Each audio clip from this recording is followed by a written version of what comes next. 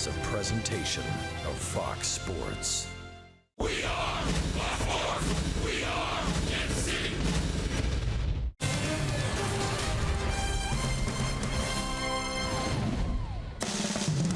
Royals baseball from Cleveland, Ohio.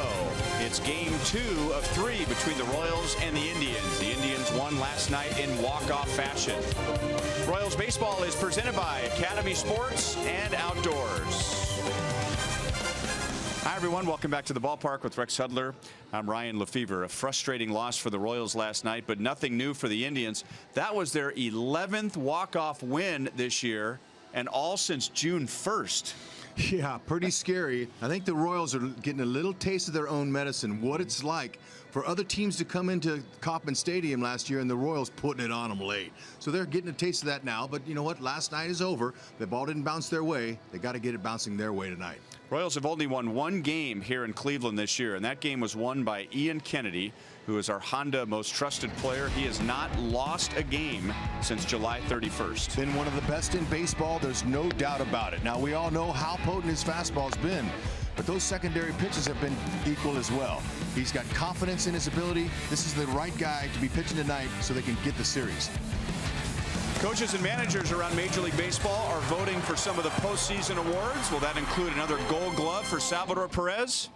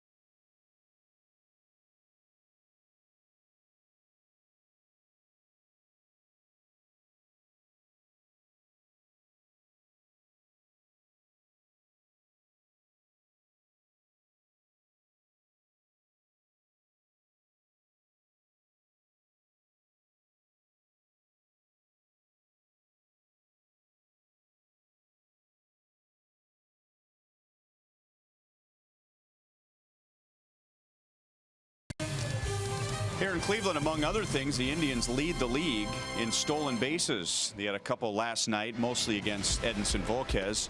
And yet, as we look at our Toyota League leaders, Salvador Perez has everything you'd need for another Gold Glove. Better believe it. He's such a talented athlete right now. But his arm, his blocking ability, his arm obviously is a gift. He uses it, but his athleticism is incredible. How he bounces for his size. Look at this play here. That's a reactive play. That's athleticism right there. But the arm is incredible. His release point, everything he's worked on in his career is paying off now. And I don't see another catcher taking the gold from him. Royals have won just 1 game in Cleveland this year. Before you get your pregame snacks, you might want to watch the next segment because HUD's going to tell you how the Royals will win tonight.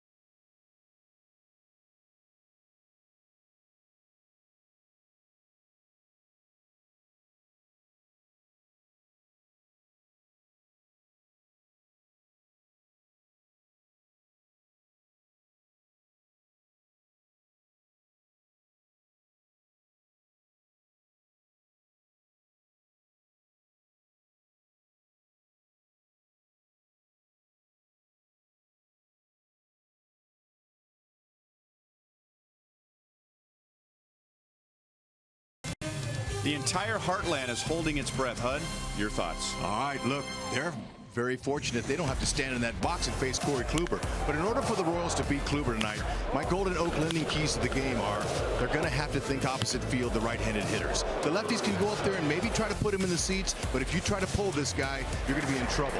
Those golden Oakland keys are to beat Corey Kluber, who's been one of the best. He's got stats as good as Kennedy's. This is going to be difficult, but go up there with a good, solid approach and try to stay short with your swing and score some runs. First pitch and lineups are next as the Royals try to break a 6-game losing streak here in Progressive.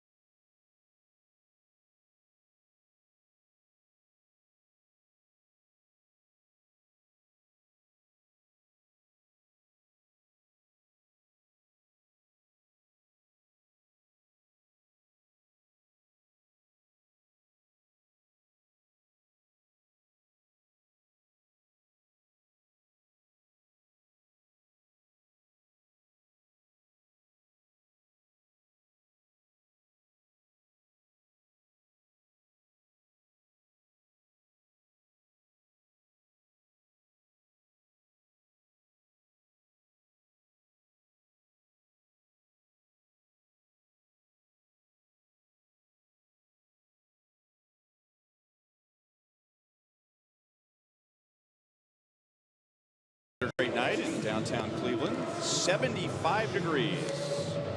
Royals and Indians resume this 3-game series. Royals have won 6 consecutive road series, but they need to win tonight and tomorrow to move that streak to 7 in a row. And last night we opened the broadcast talking about the Royals needing to score runs against a very potent Indians offense.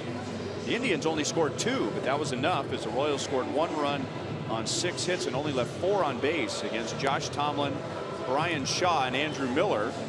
Tonight, it's right-hander Corey Kluber who's bidding to win his 2nd Cy Young over the last 3 years. And both he and Ian Kennedy have been very good in the last 2 months. That's right. Could be a low-scoring affair again tonight if these guys are on their game. 2 of the best, especially in the second half of the season. 9-1, 2.28. Really, man, I'm telling you what, he doesn't throw a ball that doesn't move. Very tough to face. Royals right-handed batters especially are going to have to be cognizant of taking him to right field. See how hard you can hit it to the first baseman. Don't try to hit him out of the park. If you do, you'll fall right into his trap. A lot of cutters away to righties. Sinking fastball. He's going to cut the fastball, curve, change, slider. He's got all of them. You know what? He's going to mix them too. Now, against an aggressive offense like the Royals, he may not come out early with his fastball and challenge hitters like he normally does because he knows they're so aggressive. So we could see him mix in some secondary pitches early. However, typically, Corey Kluber likes to establish the fastball early and then work his secondary pitches second, third time through. Fastball with movement in for a strike to Gerard Dyson. Dyson lost his career-high 10-game hitting streak last night, going 0 for 2 with a sacrifice bunt.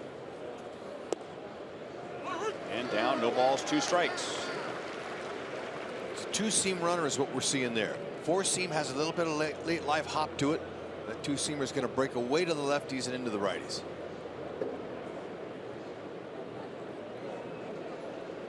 Slow, deliberate windup, and that fastball is high, 1-2.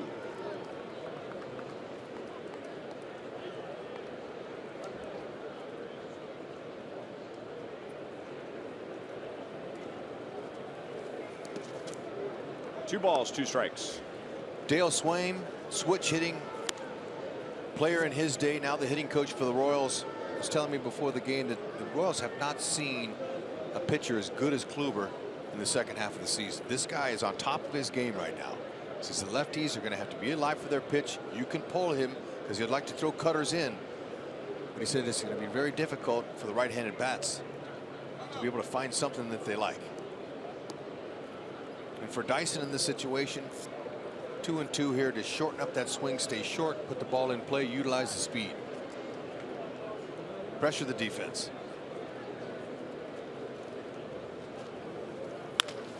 Up the middle and into center field. Good at bat. Down 0-2, got the count to 2-2, and Dyson begins a new hit streak. Fantastic. 5 pitches. Look at that high fastball, short, quick swing. Wasn't trying to swing for the fences. That was beautiful. Little chuck and duck on him, first hit of the game. Very nice swing.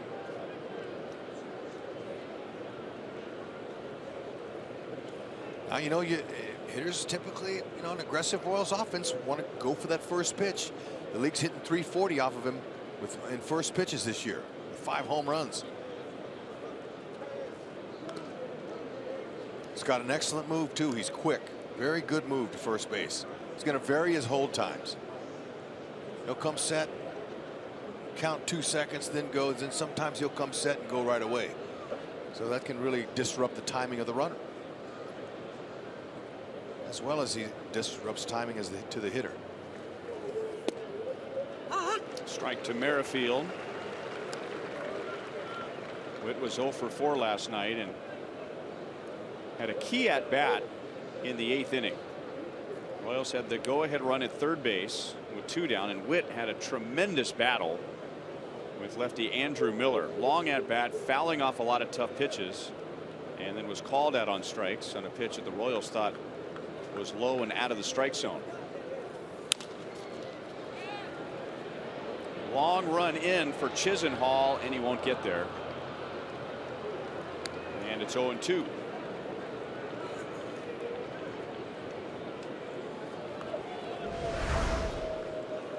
Tribe defense, Francisco Lindor, 4th most innings among AL shortstops. Only Alcides Escobar and Marcus Semien have more.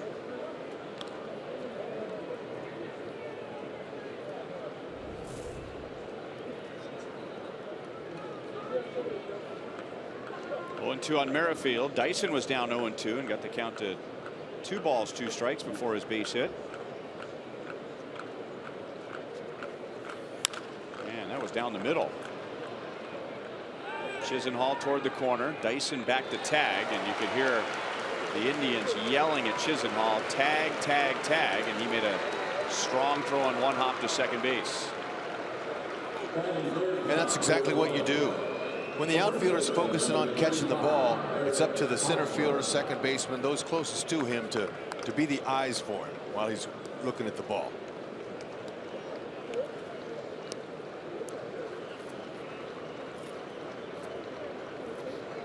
One on, one out to Eric Hosmer.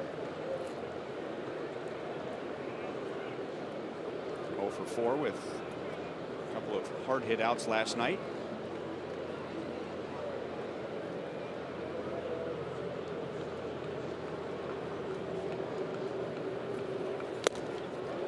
Foul tip, strike 1. Here's another elite pitcher who America has good numbers against. Kia puts us in the driver's seat. Not a big batting average, but 6 doubles, 3 home runs, and 13 driven in and 47 at bats with Corey Kluber. He does an excellent job of keeping his hands inside of that ball. Shooting that ball to left field has been his key. There goes Dyson. And it's lifted to left. Davis backs up. The Indians did a good job of convincing Dyson otherwise. Great job by Francisco Lindor to trick him. Watch this. See, he's acting like the throw's coming. Yeah. Dyson never picked up the ball in a straight steal. See that the ball's in left field. Rusty's yelling. He's yelling back. And it took Dyson a little while to hear him. It's a good thing because Rajai Davis in left field, he has a good arm. He's got 9 outfield assists. Chisenhall in right has 7. Naquin in center has 4.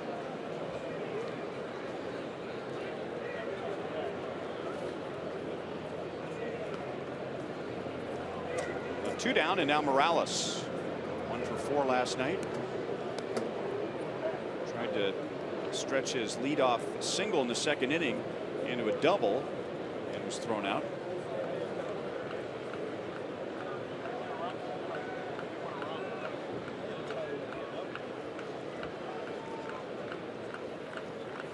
Morales still 1 home run shy of 30.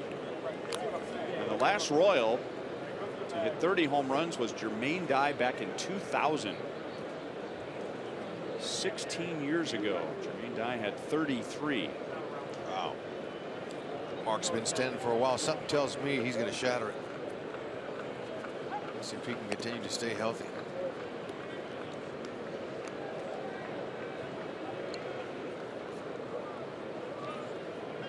Just 3 for 21 against Kluber.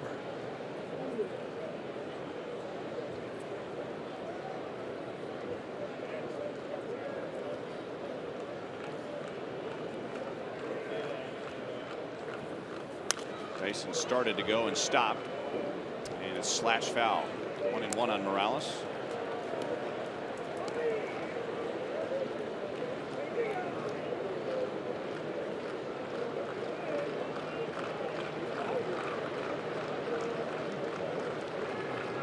Two years ago, Corey Kluber won the Cy Young. He won 18 games.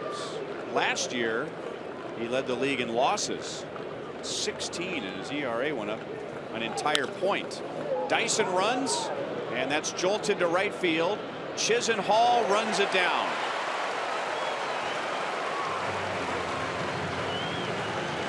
Lonnie Chisenhall, the former third baseman turned right fielder, makes a good play to save a run in the top of the first inning.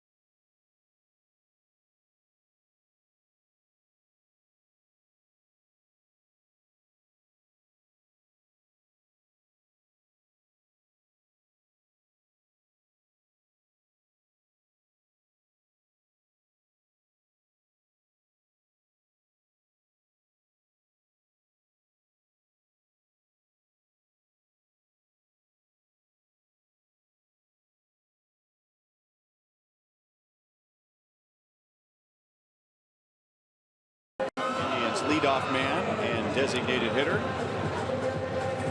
Indians second in the league in runs scored. They have stolen the most bases. They have the second most doubles. And yet last night they were pitched well. Edinson Volquez led the way, giving up 1 run in 6 2/3 innings. And all the Indians needed was 2 runs to take game 1 last night. 2-1. Ian Kennedy has not lost since the end of July. He's made 4 starts against the Indians this year, and while his ERA is 6 in those 4 starts, one of those starts was the only victory the Royals have in Cleveland this year. Back on May the 7th, he pitched 7 scoreless innings here, and the Royals could use another strong effort from him tonight to try and hold these bats down. Very few teams have been able to do that. And he throws a fastball for a strike to Carlos Santana, and especially at home. The Indians are one of the most dangerous teams in Major League Baseball at home.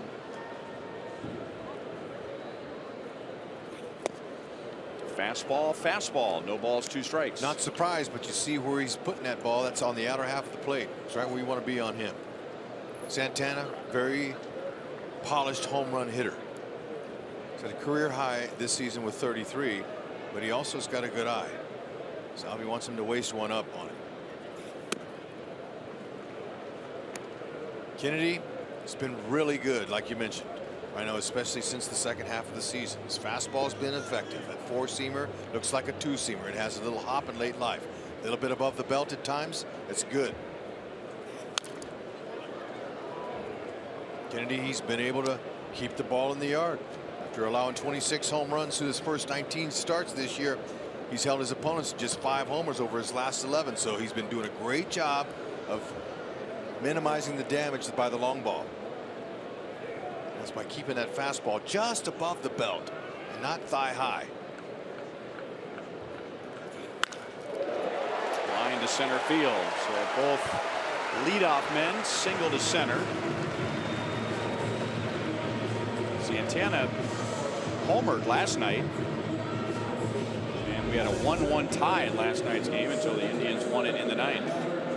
Yeah, just like you said, similar. I mean, two hitters, totally different, Dyson and Santana, but very similar swings.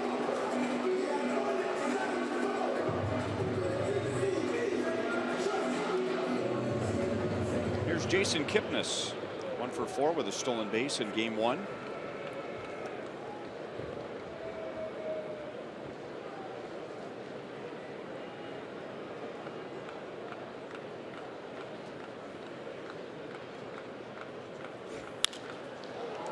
Fastball is slash foul.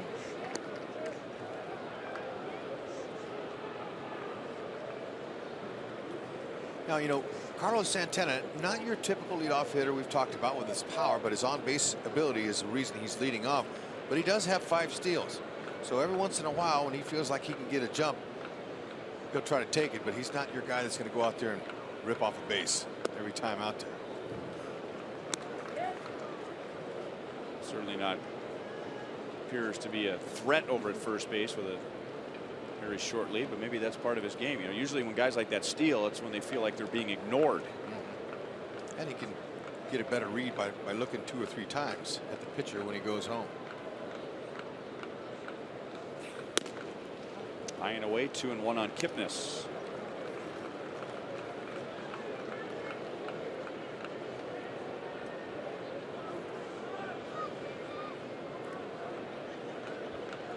Kennedy's secondary pitches, the curve, slider, and the changeup, have been good. He brings those in when he has to make the fastball look effective. Changeup. So he gets those hitters looking for that heater, and at 92, 93 miles an hour, that's not what you call an overpowering fastball at this level, but it looks sneaky and a lot harder than its miles per hour because of the secondary pitches. Yeah, the radar gun tells you it's not an overpowering fastball. Right. But it has been an overpowering fastball. I mean, you and I have discussed this all year. And Ian Kennedy has the most strikeouts of any pitcher in the major leagues with his fastball by 15. The next closest is Justin Verlander, and Kennedy has 15 more than Verlander. There's a slider inside. Kennedy had never had more than 92 strikeouts in a season with his fastball. 92. Right now he has 135. Yeah, and to me, that's an interesting statistic because he's been in the National League for the last several years. Now, sure, he started his career with the Yankees in the American League, but this is a power hitting league. He's able to sneak that cheese by him. See if the Royals can turn 2, and they will. So it looked like a 3-2 changeup, and he had KIPNIS out in front. 4-6-3, 2 down. And he's more of a fly ball pitcher, so that's nice that he could get him a nice little one-pitch double play situation there. That's just his 8th ground ball double play he's induced. Now the Royals defense, sponsored by Ford, seeing Billy Burns getting more starts out there. 6th career start out in right, but good for him to get his timing down. A lot of speed in that lineup today. Defensively, Dyson, Burns, Alex Gordon don't come any better. I mean, you got Paulo, no Lorenzo Cain, but there hasn't been a letdown defensively. Down the middle for a strike to Francisco Lindor, who was hitless last night. 0 for 3 with a walk. Lays off a curve, 1-1. Mentioned that outfield defense. Gerard Dyson is plus 17 runs saved. It's tied for 6th best among Major League outfielders. He goes and gets them. This park here, 400 straight away. You can hit homers here, but if there's any air underneath it, those guys will run it down. That's the first thing I noticed when I came up from the playing field to the broadcast booth. All of the room. Look at all of that room. How could you not get more hits out there? I mean, really, I'm thinking, oh my gosh.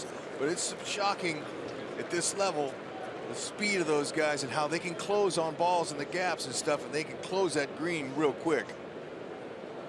If you don't hit it on the line, you're going to have a hard time dropping it in. 3-2. And this isn't even one of the bigger ballparks in the league.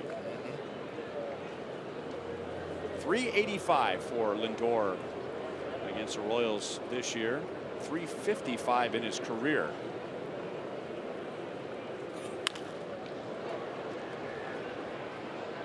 Indians' number 3 hitter, so he's in a run production part of the lineup. And he has the most RBIs against the Royals of any hitter in the major leagues over the last 2 years. 25 runs driven in 24 games. Now you walk by him during batting practice and he doesn't scream number 3 hitter at you, but he gets it done. His numbers do the talking. He's doing what few teams have been doing against Kennedy in the last few starts he's had. They're fouling off a lot of pitches. Remember his last start he had against the White Sox, how many pitches they were fouling off? He had like 50 in the first 2 innings, 3 innings. And he was able to hang in there and go 6 innings. That is just foul. Yeah, Kennedy's first 3 innings on Friday had 74 pitches. Okay. Innings 1 through 3, but then innings 4 through 6, 37 pitches. Settled in, started pitching a little bit more to contact. White Sox had him on the ropes and couldn't put him away. Right to MERRIFIELD. So the fly ball pitcher gets all 3 outs in this inning on the ground. Nice job.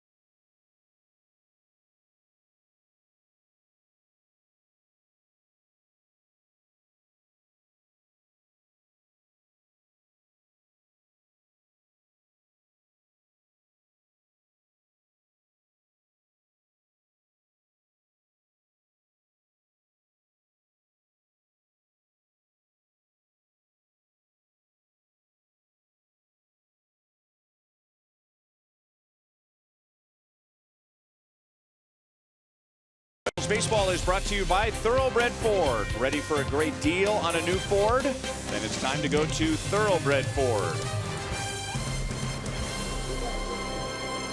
Outstanding weather the first two nights, and it's supposed to continue into tomorrow night when this series wraps up, and the Royals will be in Detroit over the weekend, and then that's it.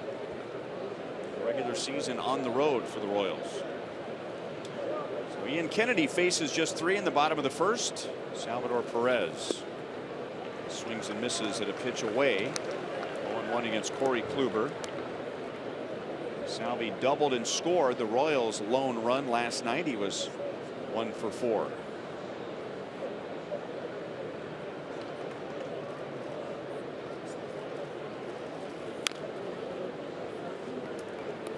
No balls, 2 strikes. In addition to all of his above average pitches, but I would think as a hitter, when he's pitching out of the windup, he could just put you to sleep with that slow delivery, and then bam, here it comes. We're seeing a little bit of mixture of different windups in this new generation of starting pitchers. Some good pitch there, finished him off with a curve. Some, use the deception with his windup and stuff, and others, go from that set position, and they use very little movement to save on their consistency. A lot of moving parts. It eliminates, it simplifies. But if you're a right-handed hitter, you're going to try to swing for the fences like Salvi was in that at bat. That's what you're going to see a lot of, because he's got great movement away. You see the righty's average 203. You got to think opposite field. Now he's given up more home runs to righties because he's seen more right-handed bats. Alex swung. Carlos Torres is the third base umpire. We seem to be in an era, and you and I discussed this last night or the game before. We seem to be in an era now where the terminology has changed and focus changed, but repeating your mechanics. Did you hear a lot of that when you were playing? No. But for pitchers, it's repeating your delivery, and for a hitter, it's they've all kind of got a grooved swing. Yep. But this modern era, we're hearing that term used for pitchers, starting pitchers, repeating your mechanics. That goes along with getting the foot down for a hitter and staying inside the ball for a hitter. So we're seeing a lot of different stuff. Obviously, the metrics are new, which is good. I love the game, so I want to continue to get closer to the game by learning more about spin rate and exit speed, all the stuff that's out there. I think it's educational for our fan base and for me to get to know this game some. But still, the best in the world play here, and it's very difficult to succeed. Alex Gordon has tremendous work ethic. The reason he's been here and he's at the top of his game, maybe not having the best of his seasons, obviously, but where he is in his career, it's because he's worked at it. You have to work. I don't care how talented you are. If you don't find a way to motivate yourself to work, you're not going to last long up here. That's how difficult it is to perform every single day, trying to square up a round ball with a round bat and to go catch it.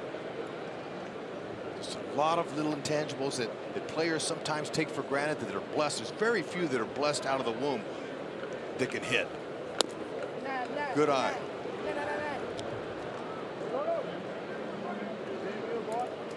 Second base runner for the Royals, 1 on 1 out in the second. Ken Griffey Jr.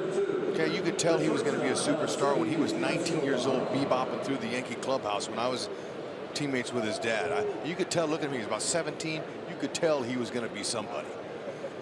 Trout, that guy right away did it. Harper struggling this year, but he's a phenomenal type of player early in his career. So there's only a handful of guys like that that can come up and produce right away. The rest of us, you got to work at it.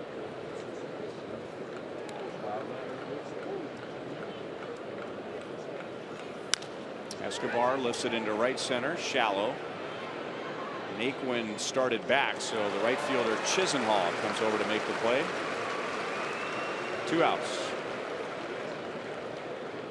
And then I imagine at some point in your career, the work ethic doesn't change, but how you work out has to change, right? Absolutely. What worked for you when you were 20 to 29 years old, maybe the routine and the focus has to change. No question. 17 years old till 28. Actually, maybe a little bit before, about 25, 26. I was out hitting every day in the offseason, swinging, hitting, taking ground balls and throwing. And then, you know, running stadium steps, I mean, training. But then it changed because I knew I had enough time in spring training in the 6 weeks to get the baseball stuff down. I focused on my body after that. From 25 years old, 26 on, I watched what I ate. I trained at the gym properly, and I stayed away from any kind of foods that wasn't good, that wasn't helpful to my body, and found out I had a lot more energy and more in the tank to last the whole summer. So you're right, you're going to change. Royals get a 1-out walk. Ian Kennedy back to the mound, no score. Bottom of the second.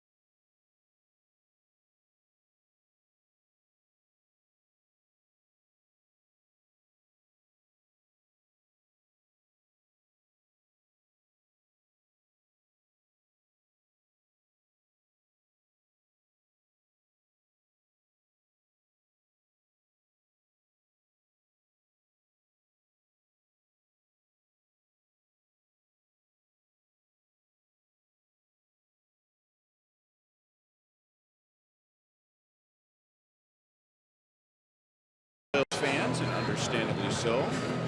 School is back in session. Summer's over. Weekday. Summer's still here. Scattered about on the first base and right field side. Gentlemen's listening to Steve Stewart and Steve Physiok. They're on the radio.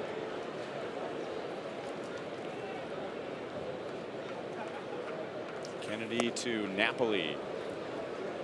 89 miles an hour. Napoli last night 0 for 4, 2 strikeouts, and those 2 strikeouts make him the all-time single season strikeout leader in Indians history. 186. And now he lifts it to Dyson. 2 pitches, 1 out for Kennedy in the second.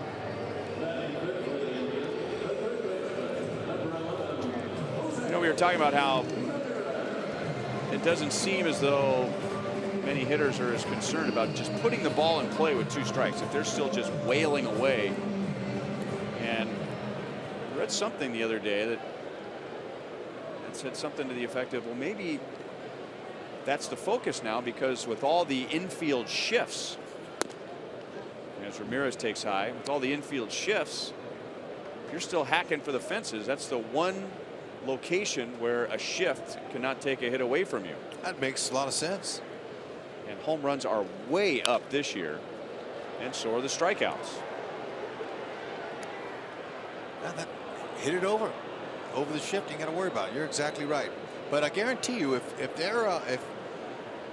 ownership or however statistics are read, if they penalized you for as many strikeouts as you have, I guarantee it would change it if it came to the money. And they were going to, count off for as many strikeouts. Guys would start shortening up with 2 strikes and putting the ball in play. But since they don't, they're swinging for the fences.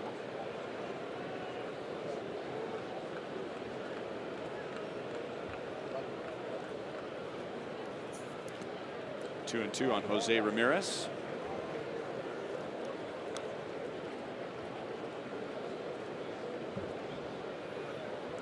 They extended the netting here at Progressive Field, not just down the lines, but also above the fans behind home plate, where that ball is resting. That used to be pretty common. Just about every ballpark would have some sort of netting on top of the spectators right behind home plate, and a ball would be fouled back and it would roll down the netting, and ball boy would be waiting for it to come down. There's only a few places like that now. Just off the top of my head, I could say this place, Fenway Park. Off the wall in right field, and Ramirez, with his helmet flying off, is into second base with a 1-out double.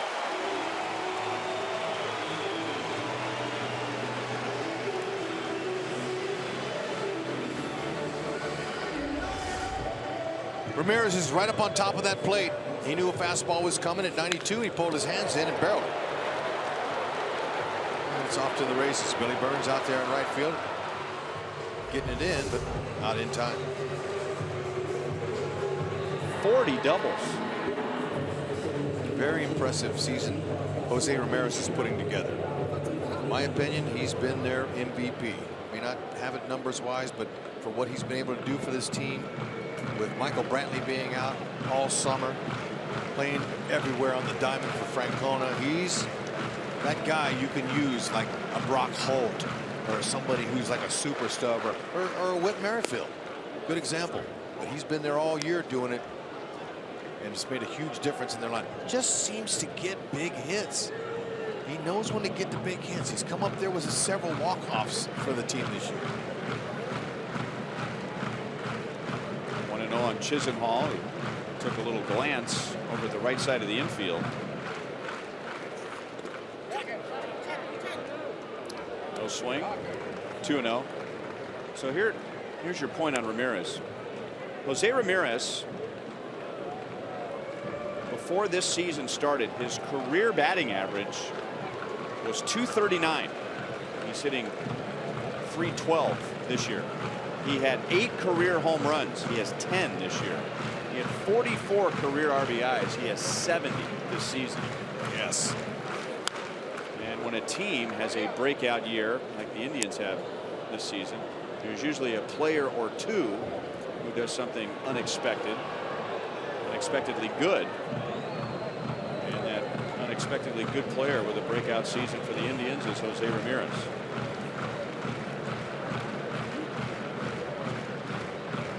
2-1 on Chisenhall. Changeup pulled through the right side. They're going to wave home Ramirez. Burns' throw is cut off by Hosmer. It was a little bit offline. You can see where Salvador Perez is right now. He was lining himself up for that throw, which was in front of and to the left of home plate. So a good cutoff by Hosmer to keep Chisenhall at first, but the Indians take a 1-0 lead. Well, situations like this is where Kennedy has been excellent. And he just left that pitch out over the plate up a little bit, and there's no question that Ramirez will score easily on that. He's held the opponents, Kennedy, to a 190 mark with runners in scoring position situations.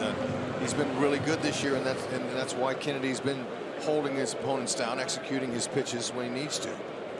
But he left it up there.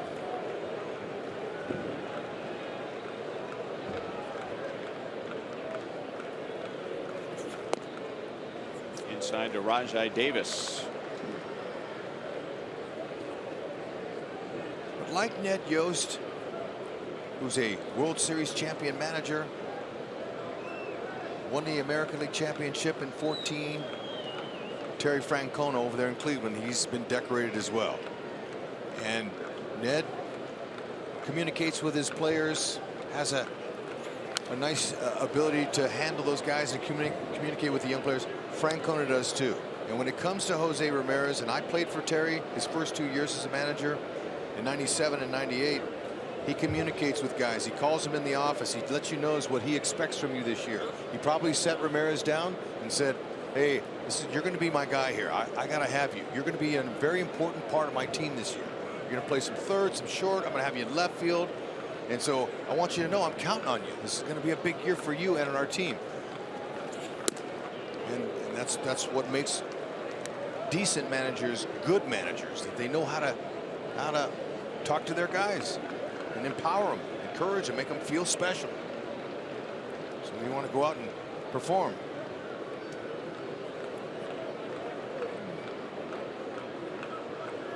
2-1 on Davis.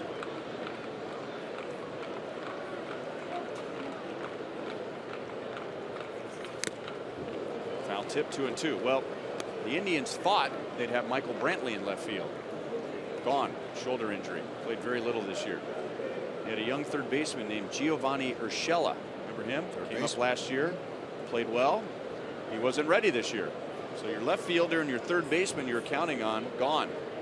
And you get a center fielder who's suspended for the first half of the season, so somebody has to shift over to center. It's been Terry Francona needed somebody like Jose Ramirez. Absolutely.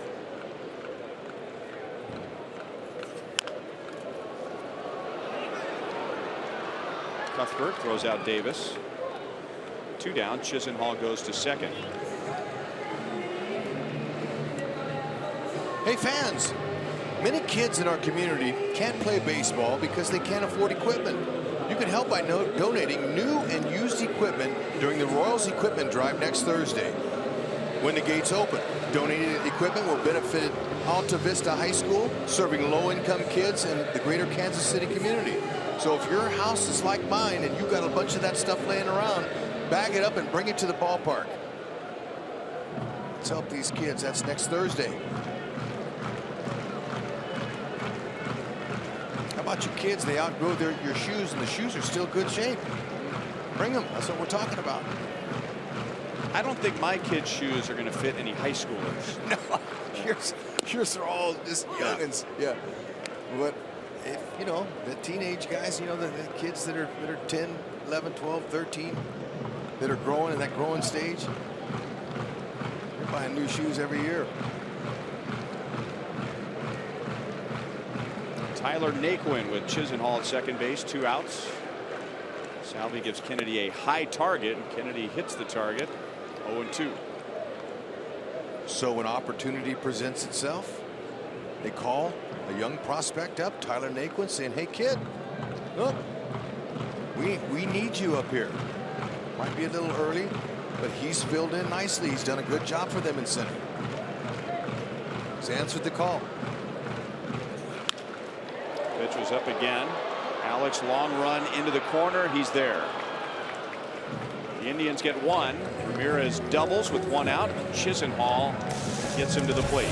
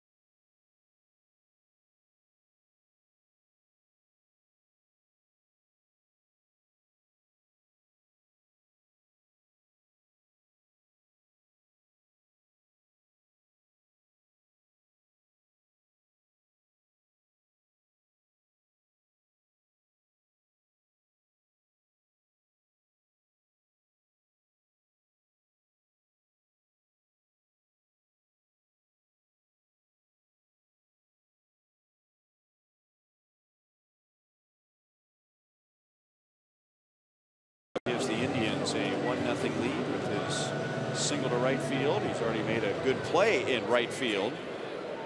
That was on Morales for the final out of the first inning. Billy Burns will lead off. Batting ninth. And Ned Yost has always used the number 9 position as a second leadoff spot. Strike from Corey Kluber.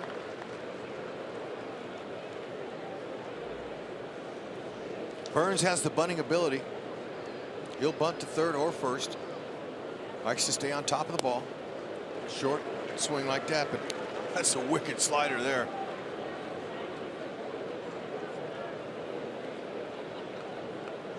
Billy came on as a defensive replacement last night, but on Monday he was in the starting lineup and he reached base 4 times. And down he goes on 3 pitches.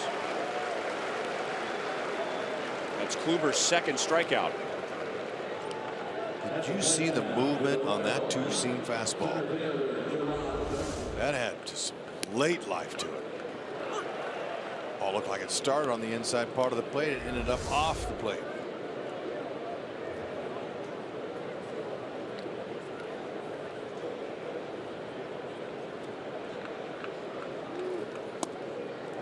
Dyson almost hit on the kneecap. He opened the game with a single to center field, 1 game after he lost his 10-game hitting streak last night. Batting .372 during that stretch. Wasn't able to stop his swing, and now 1 ball, 1 strike. Kluber, short, wind up with really quick arm speed.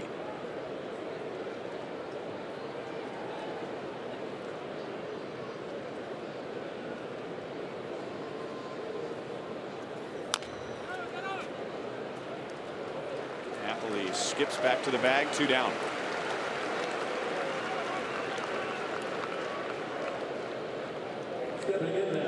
So Whit Merrifield with 2 down, our Academy Sports and Outdoors leaderboard. Whit has 24 multi-hit games, and amongst players who have 70 or fewer games played this year, only Trey Turner of the Nationals has more multi-hit games, and thus the nickname 2-Hit Whit. Although we had a fan here last night holding up a sign that said 3-Hit Whit. That's right. It's really Give hard the young man a break. Yeah. He just got to the big leagues this year. It is, but it's been impressive. First pitch slider. Stayed up. He's going to work the cutters away to righties. Doesn't like to come in on righties only unless there's a runner in scoring position and he wants to get a little jam shot to the third baseman. So he lives away. Off the end of the bat and over the bag. Wide turn. He'll hold with a 2-out single. It's just, you know, I talked about earlier, tell yourself if you're a right-handed batter to hit it as hard as you can at the first baseman. That's going to keep your shoulder in. It's going to keep you focused towards the opposite field, and you'll get it. Now, this is off the end of the bat, but it's the right approach. See, the head position was really good. Hands came through. Stayed inside the ball. Look at that head. Love it. Whitley's position, he'd make a golfer proud. Look at that on contact, how he keeps his head down. He stays through the ball, but he just slivered it right by the bag. And Chisenhall had him played just right.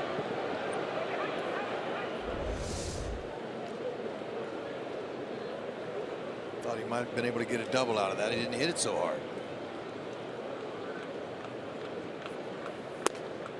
Hosmer takes high. He flied out to left field in the first inning. Career high 23 home runs and a career high 97 driven in.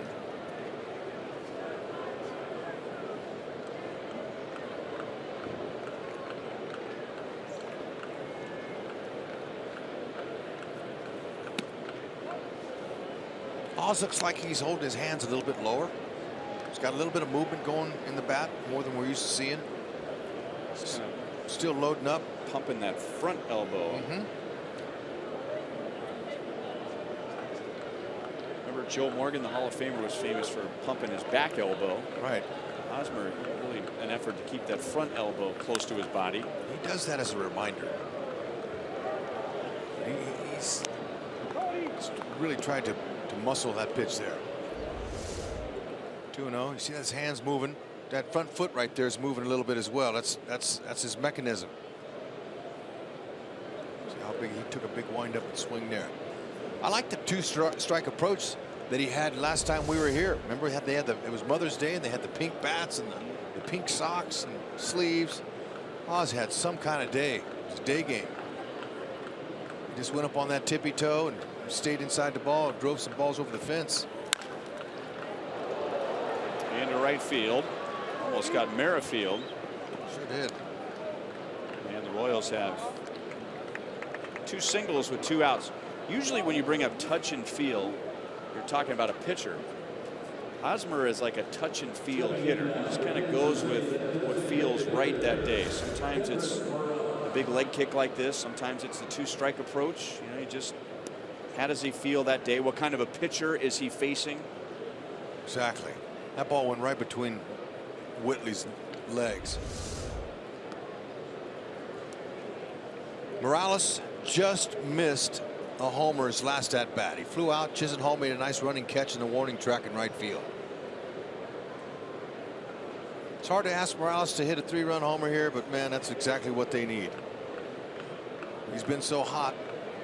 Can't expect him to continue it, but he almost got him last time.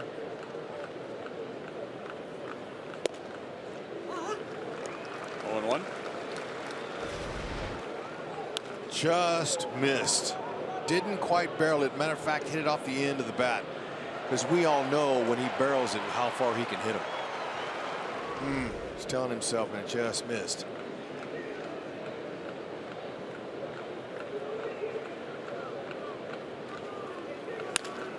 Line to left field. That's down for a hit. Merrifield around third. Davis's throw is way offline. And the Royals tie the game with 3 straight 2-out singles. Beautiful. Likes to stay away from lefties and righties. And Morales knew it, especially after almost taking him deep the previous at bat. Ball's sailing away from him. Inside out. Kept his hands inside. What a nice piece of hitting by Morales. Good. See how the hips, this guy is a huge hips guy. He tells me he gets his power from his hips. Now his hands are strong, but that when you load up that lower half like that and those hips come flying through, hands follow what the eyes tell it to do, you're dangerous. Way outside. Salvi couldn't resist. 0-1. Whitley, good jump. Now Davis, he's got a good throwing arm, but he tried to throw him out all the way on the fly there. It wasn't going to happen. Allowed Haas to advance to third base.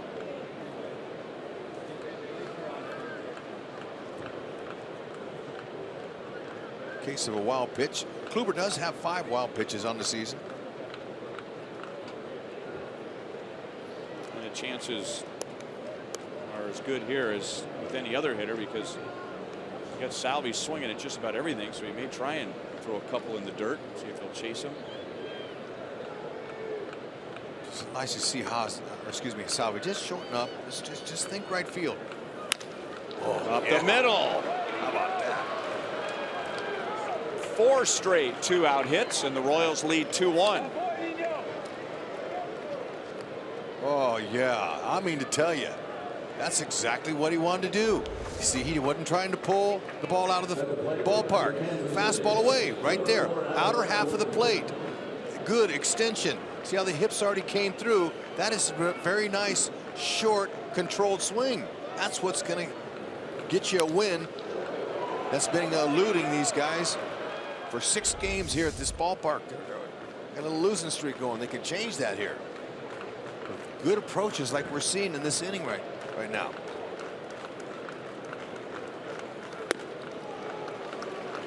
Kind of an afterthought swing. 0-1 on Alex. He took a walk in the second inning.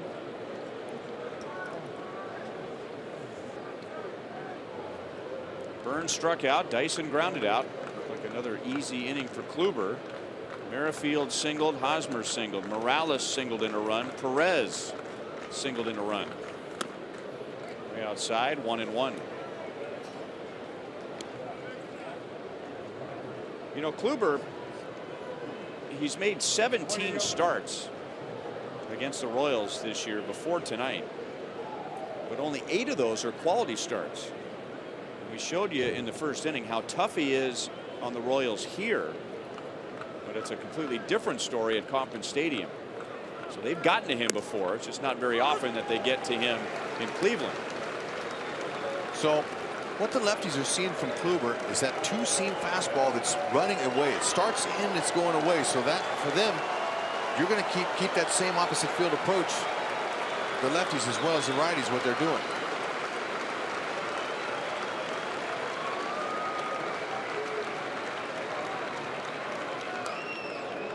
Check swing foul, still 1-2. Whenever you see a hitter not taking a full swing, he's not seeing the ball. He's indecisive, especially 2 and 1 at bat, like we're just seeing here. Alex is having a hard time picking it up.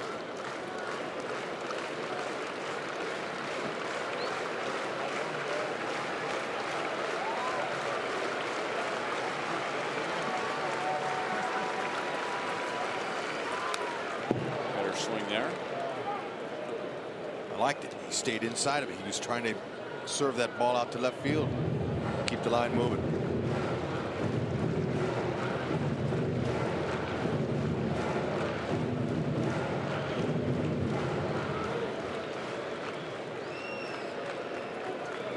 It was Salvi's second RBI in his last 18 games.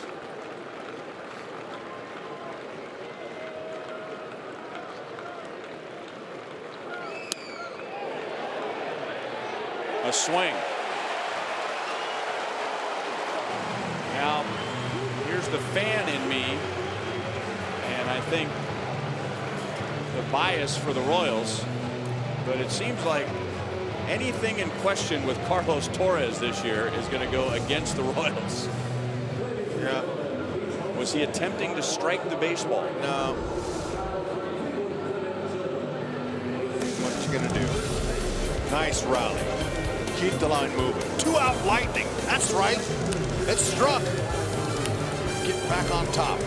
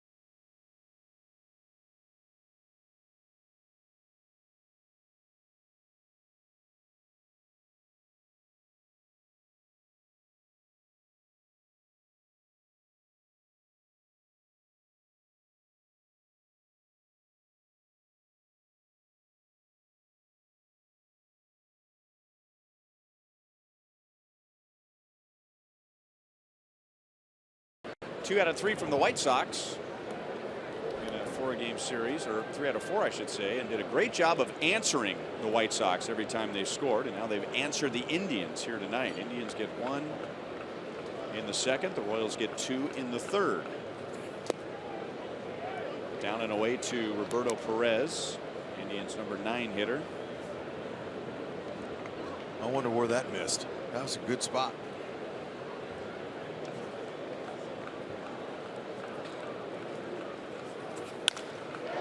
Line to center field, base hit. Leadoff man on for the Indians. Let's go to Joel. All right, started, and they will be bringing up their leadoff man after that leadoff batter got on. That will be Carlos Santana.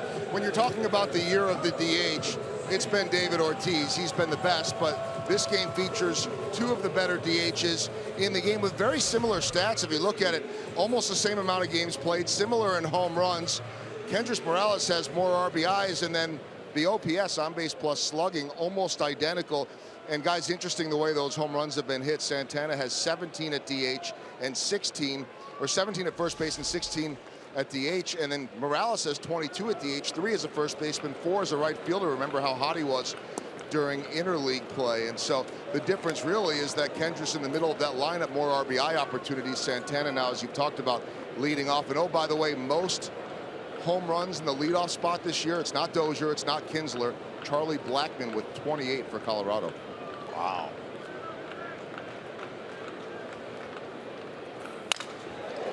Crack bat, but he got enough of it to get it into center field. Santana's 2 for 2. Now the Indians are trying to answer the Royals.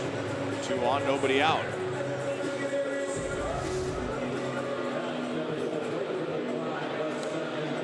Pitch just stayed out over the middle. Broke his bat, hit it off the end, but by keeping your hands inside, he could see Merrifield was playing him to pull. He just guided it up the middle. That's where the new age shift hurts a pitcher. If you're at a traditional double play depth there, maybe the Royals have a double play.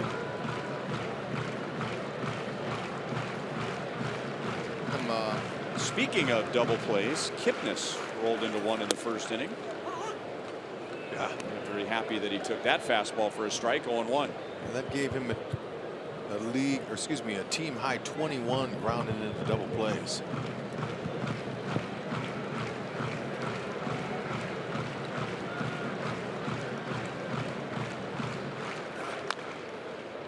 Two. Kipnis asking plate umpire Sam Holbrook if that pitch was down.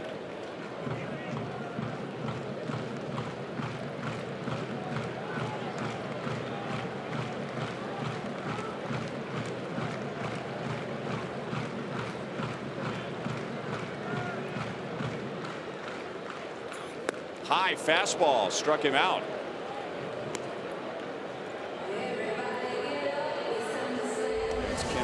First strikeout tonight, and number 136 with his fastball. Leads the major leagues. Our Kubota power stats. Kennedy's also working on one of the best strikeouts per 9 inning ratios in Royals history.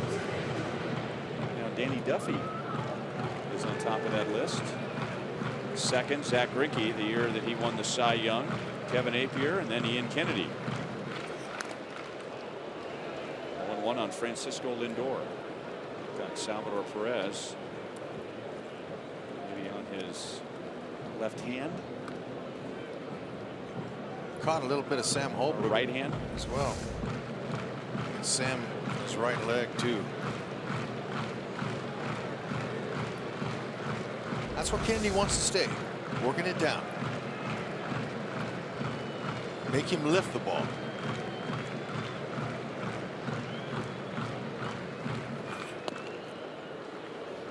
One and one.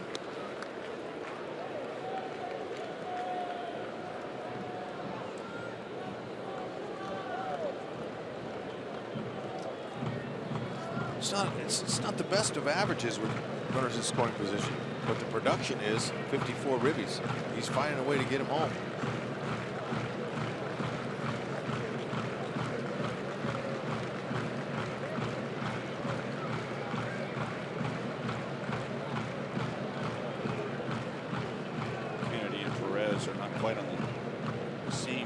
As to what to do with this 1-1 pitch. So Salvi will go through another series of signs. Kennedy accepts and pitches. High and tight, 2-1.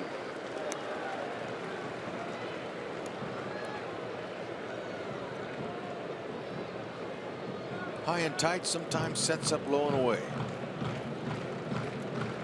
Lindor, he sprays the ball around, but he'll pull it if you give him a chance up all the middle end.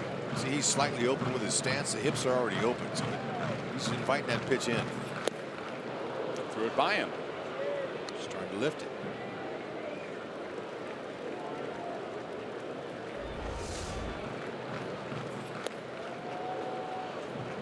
See that path swing with some uppercut to it.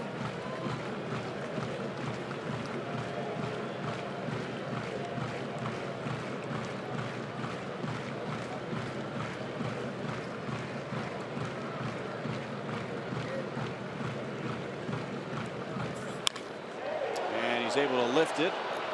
Playable for Dyson. Perez back to tag, and he holds.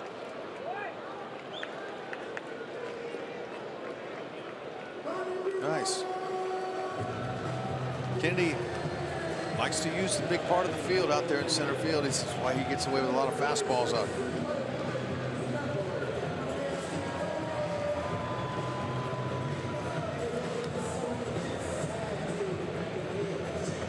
Kennedy, you know what you're getting. Every time he gets that ball, you know he's going to challenge. He's going to be right around that strike zone. He's going to compete.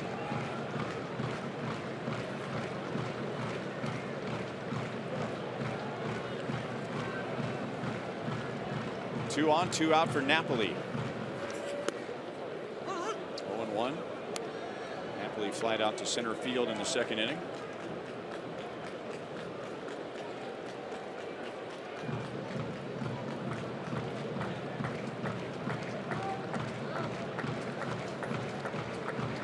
September 21st, and Napoli has 9 hits this month. No balls, 2 strikes. Well, I was talking to him yesterday before the game about his swing. He says he feels pretty good. He's not quite as hot as he'd like to get, but I said, you usually hit for power to the right field, and you're getting a lot of your hits. He goes, this year I'm learning how to pull the ball more. He's doing a lot more pulling. So a few of the swings we're seeing, he's pulling off the ball. 1-2. There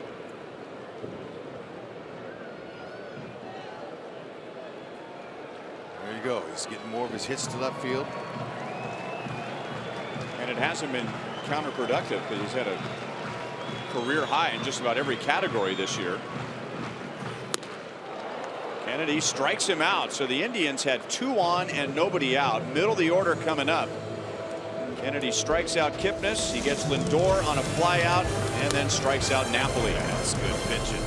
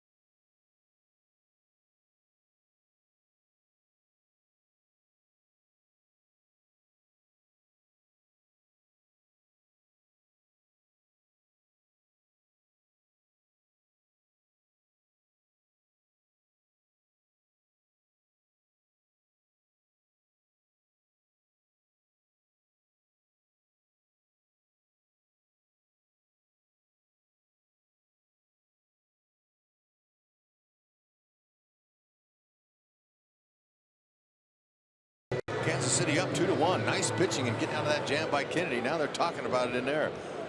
Volquez, Ventura, Dave Island made a special point to tell Ventura today how great his English interviews are coming. He's doing such a great job. And, you know, he liked that. He lit up and he said, really? Yeah, you keep it up. Keep it up. We talked about last night how difficult it is for a guy that English is not his primary language.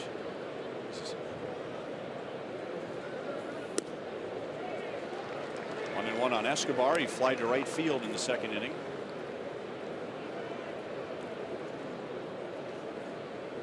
Look at Esky's numbers. 6 homers, 50 steaks. He wins games on defense every night. But he's starting to add a little bit offensively now. He's looks like a different hitter the second half of the season.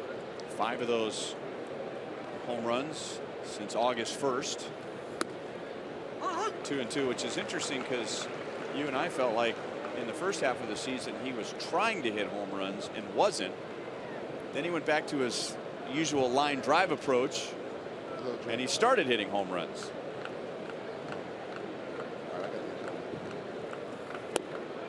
Kluber gets him with a breaking ball away. That's his 3rd strikeout.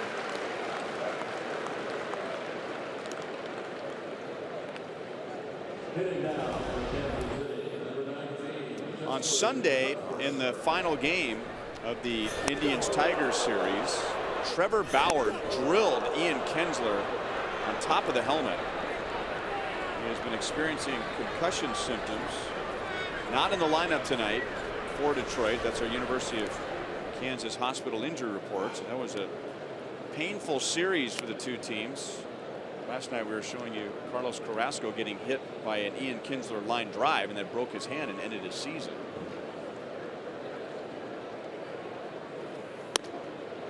Boy, he missed by a lot when he hit a guy on the top of the helmet with a fastball. Was that the next game after Kinsler hit that ball back up the middle on Carrasco? Yeah, that's extremely dangerous. Kinsler took it well. Well, if you're going to get hit on the helmet, that's the spot to get hit, right? Top of the helmet, nowhere near the ear or the temple. But I mean, he's still a bit woozy, but man, fastball coming in that fast toward the side of the head. If you have to pick a spot, that's the spot. Foul back. Come on, Hud, get it. You're trying to get me to fall out of the booth onto that nice net down there. Yeah, exactly. You have nothing to lose. There's a big, you know, like a trapeze down there for you if you miss. Okay. The fans would get a kick out of it to see you I'm crawl sure down that net. That came close, but not close enough to reach. Hey, take that walk.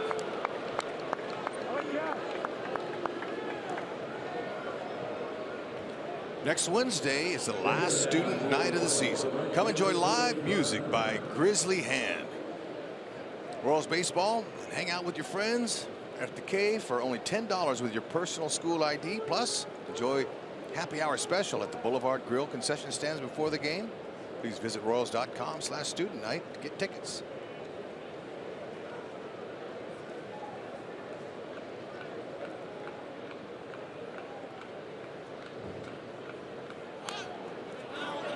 Burns fouled it, and the Indians are saying, hey, if he fouled it off of his body, he's out. Plate umpire Sam Holbrook telling them that he was still in the batter's box. And now if you're out of the box and it hits you, then you're out, but that hit his knee, he's still in there.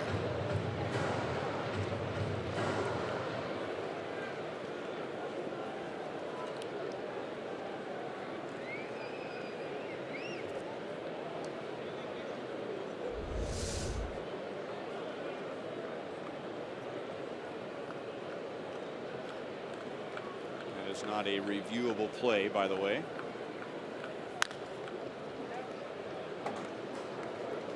Oh, and 2 on Burns. When you know what kind of hitter you are, like Burns does, it really eliminates a lot of the other extra movement that you have at the plate, trying to muscle up and swing for the fences. He just kind of takes a nice little short, stay on top of the ball approach, kind of like a slap hitter.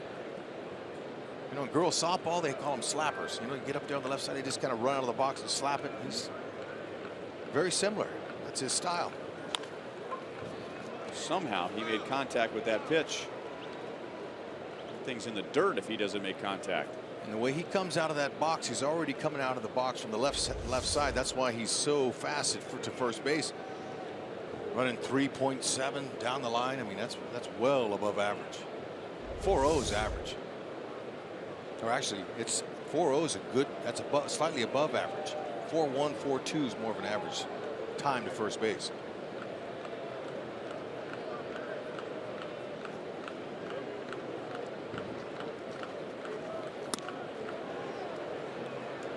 One and two.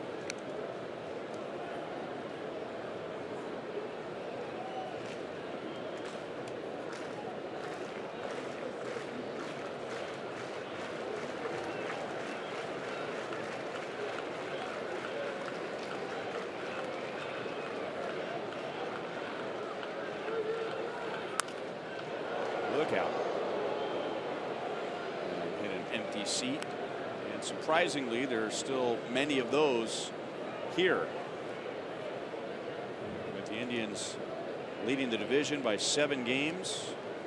Trying to win the division for the first time in 9 years.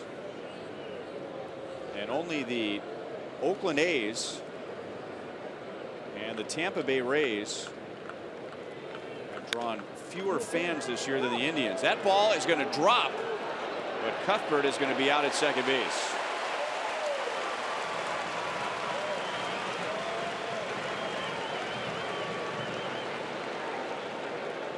Well, it's too bad. Cuthbert with not the best of reads there.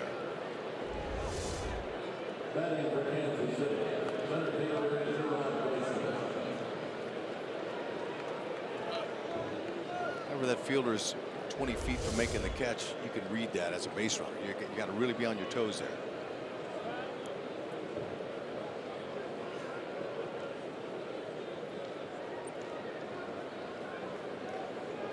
Expect Burns to take off at some point here. Kluber knows that.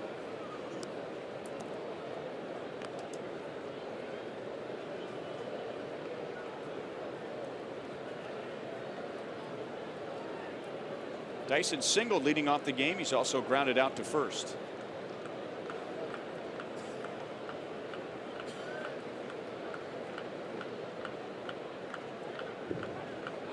Got him picked off. Did he get the tag on him? He did. Well, you were talking about that a couple of innings ago. Kluber has a quick move. He also varies the times with which he comes set. And Burns thought he had him timed right. And Kluber picks him off. Got it. Good try.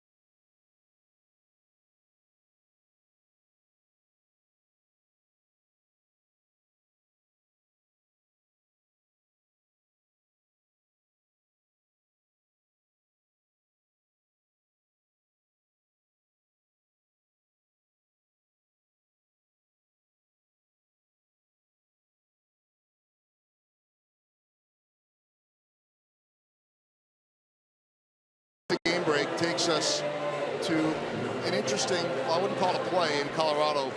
And this was after the anthem. And then two rookies, Carlos Estevez and Jose Martinez of the Cardinals, a former Royals farmhand, they were basically in a stare down, and whoever stayed longest won. Well, you can see who won there. It was Martinez. This falls under the proving once again you can't have fun at the old ballpark that Ryan says, or maybe not, I don't know.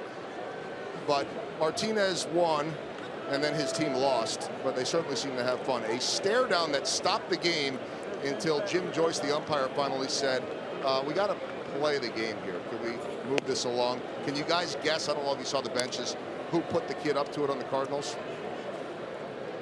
Brian Pena. Yep.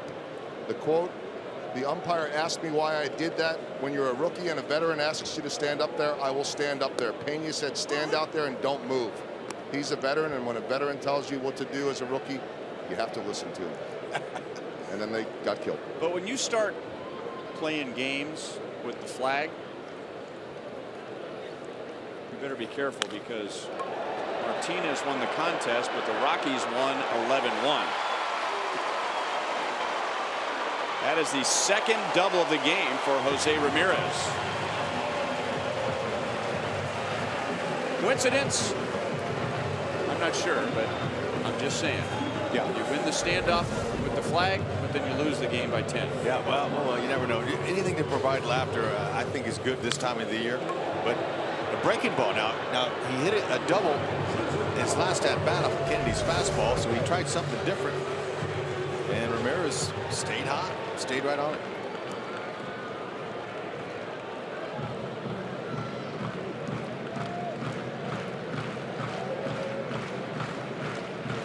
And Chisenhall drove him home after his double in the second inning with a single to right. Across the knees for ball one. Chisenhall, he took a little peek over there to Haas and Merrifield on that right side of the infield. Just wanted to size up where they're playing. Now he's a guy that you want to swing the bat to try to knock in the run here, but it looked like I could bunt him over there. Just by watching hitters peek. That's what infielders do. They watch the hitter when he gets in that box. Looked like he's trying to bunt there.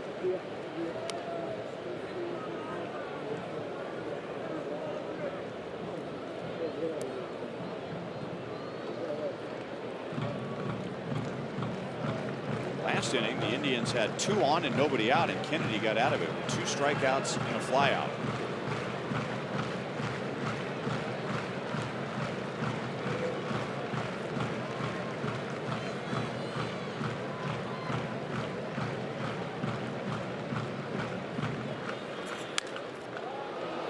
Infield pop-up. 1 out.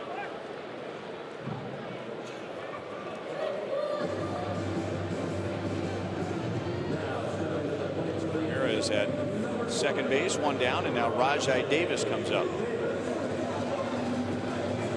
And this is nothing new for Kennedy. He's one of the best in the league pitching with runners in scoring position. In fact, 3rd best in the American League.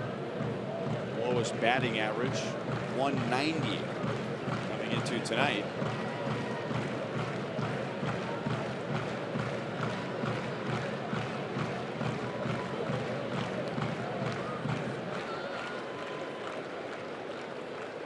Indians are 1 for 7 tonight with a runner in scoring position against Kennedy. You know, those guys that are ace caliber type pitchers, top of the line rotation guys, they execute their pitches when they have to. Now the only 2 guys ahead of him in risk holding the runners down is Danny Salazar and Felix Hernandez. He's in good company.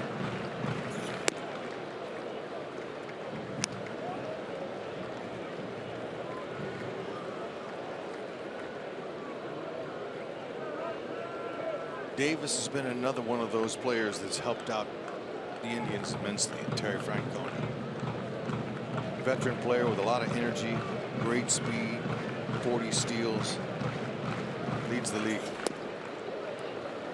He's got some sock, plays with energy. You can play him anywhere in the outfield. Another one of those players that gets it, is happy every day, got a big smile on his face, you know, he loves playing the game.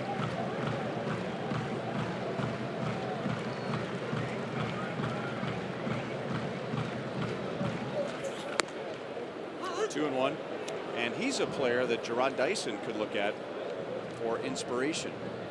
Davis is 35, and they're the top two guys in the league in stolen bases. You know, you think of Dyson as kind of a young player. He's 32 years old and trying to become a regular or semi-regular player very late in his professional career, which is exactly what Rajai Davis has done.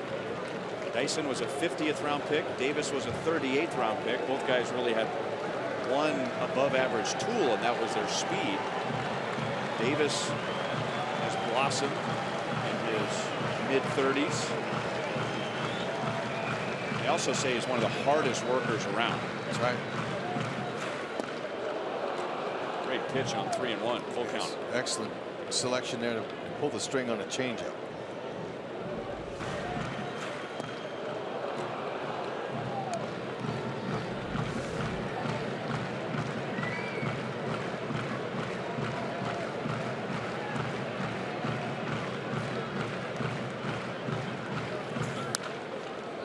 Back.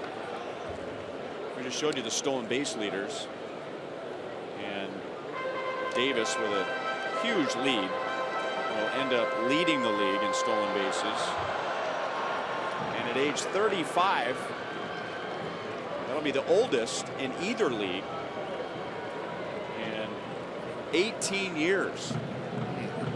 Ricky Henderson struck out, or Ricky Henderson stole 66 bases when he was 39 years old. 66. Unbelievable. You know, you take great care of yourself. Of course, genetically, these guys were born like that. They had, you know, the great bodies. But man, they take care of themselves and they work hard. It's amazing. Ricky Henderson is the greatest of all time. Steals. Another pop-up.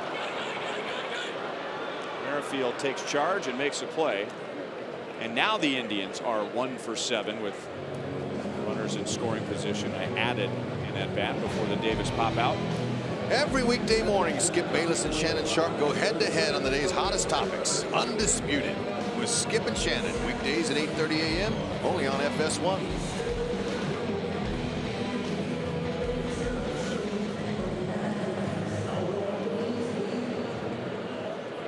Tyler Naquin with a runner at second, 2 down. Kennedy 1 out away from navigating around a leadoff double.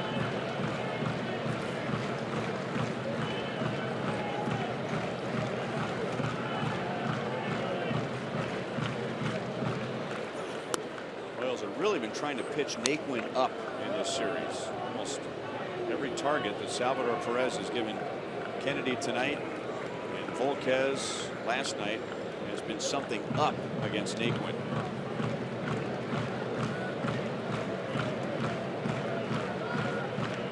Let's see where they're going to put the target. Well, he missed up 2-0. Sometimes, and I just watched Naquin take a swing after that pitch came in from Kennedy. Sometimes a hitter will tell you where they want the ball with their practice swing after a pitch is thrown. That's a good point. So he takes the pitch high, and then watch, that's swinging at a pitch that's down.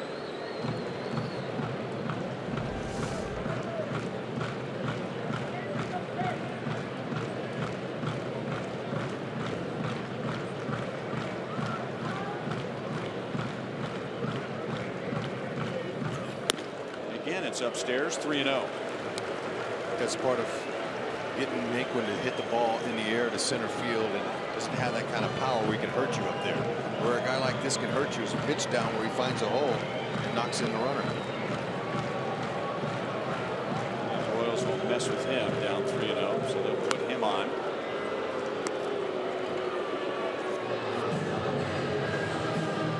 Intentional walk.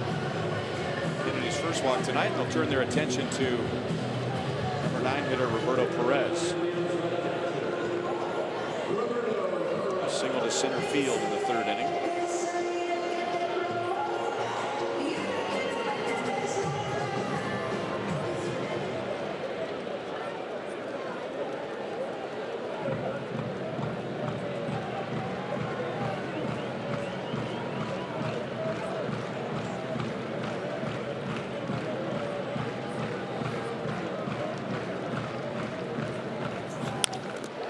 Off of Kennedy's shoe to Escobar. Oh, yeah, he's living right. Royals got that play down the last 2 nights. Yeah, good timing. That's after Perez got a base hit his last time right up the middle. This time it hits off the side of his right ankle. He has to be right hand, right place. Get out of it.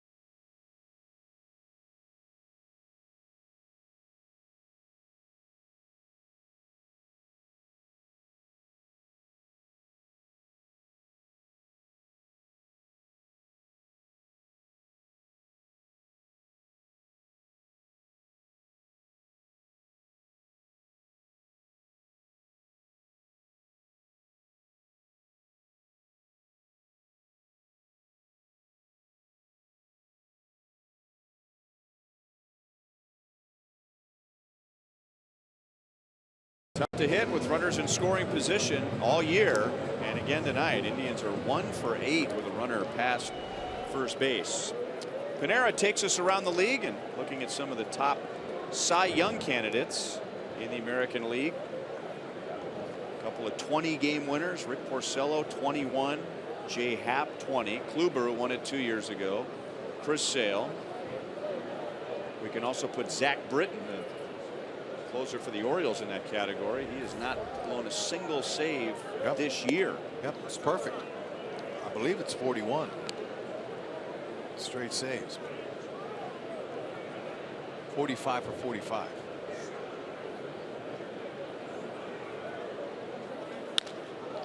Off the end of the bat, and easy play for Naquin. Dyson is 1 for 3. It'd be hard to not give it to Porcello. He's Red Sox are hot. He's one of their best pitchers. It's not David Price. It's Rick Porcello. And he may win it, but 10 years ago he'd be a slam dunk. 21-4, ERA around 3, pitching for a first place team, but there are more numbers that are considered these days. For instance, as Merrifield takes a strike, Corey Kluber. 10 years ago, when did you consider WAR as a category for Cy Young? Well, Corey Kluber, whose other numbers are plenty impressive, 17-9, ERA a little over 3, but his 6.4 wins above replacement leads all American League pitchers. Interesting. Zach Greinke, when he won the Cy Young in 2009, which led to Felix Hernandez winning the Cy Young with, what do you have, 12 wins? Felix Hernandez 13. Many credit Zach with the first Sabermetrics Cy Young award. Merrifield down on strikes, and that's 4 for Kluber. But to your point, yeah, I mean, Porcello, I mean, those numbers not long ago, I mean, there would be no discussion. He would be the Cy Young winner. I've got a couple of starts left in the season.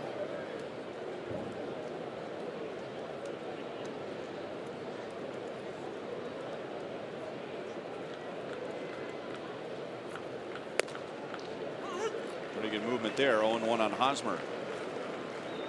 I'll say. You don't have to throw 97, 98 miles an hour to have success. If your ball moves and you're moving it around that strike zone like he is, everything's moving.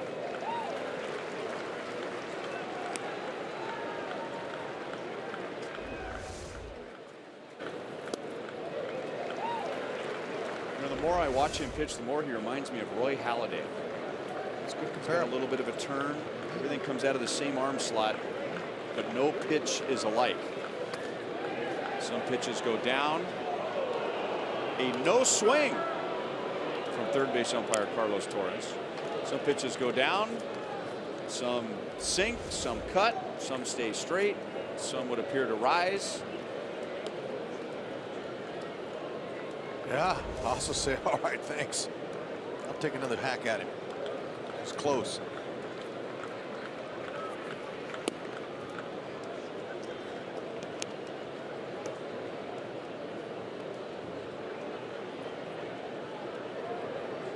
Hosmer wanting to get him up if he can. 2-2. See if he can catch a mistake up in the zone.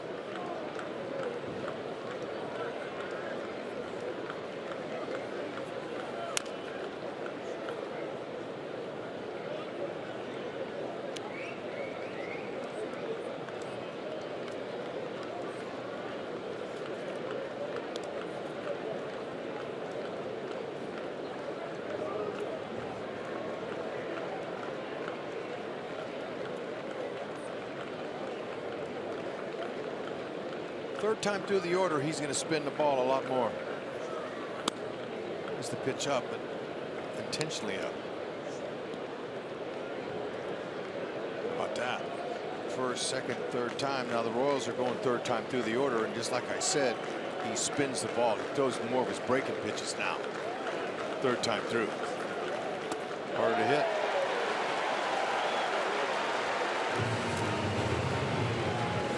He has struck out 5. At the end of 4.5, the Royals lead 2-1.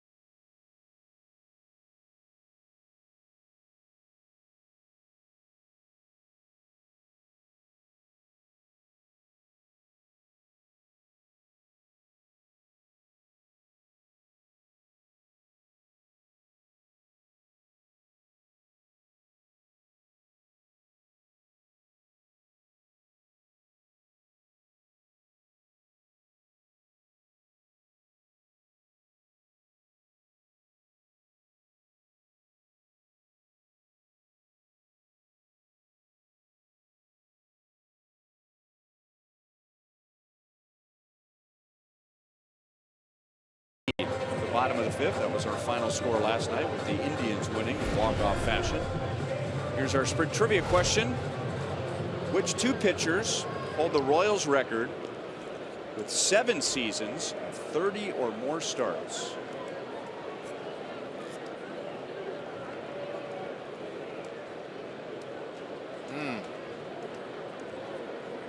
Workhorses.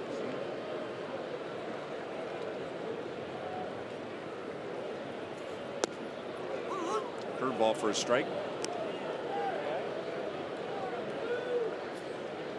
Edinson Volquez has a nice run of 30 or more starts.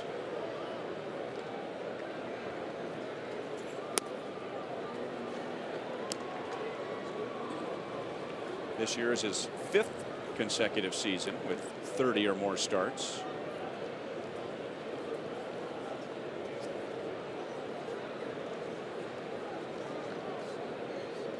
Ian Kennedy,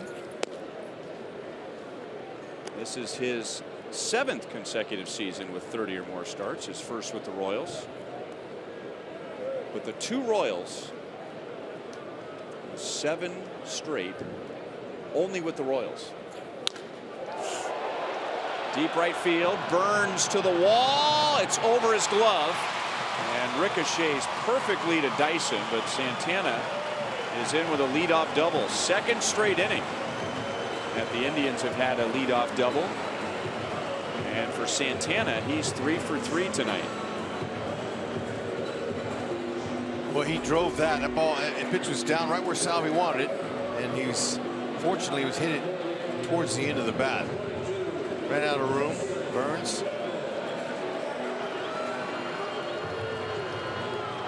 Good effort. But you mentioned this is the 3rd consecutive leadoff double of the inning. It's the next hitter that's been dropping, or hadn't been putting the ball where he wants it to move him over. They haven't been able to execute there. So KIPNIS he's got to be telling himself, I'm going to pull this ball over. We got to get him over to 3rd with less than 2 to score him.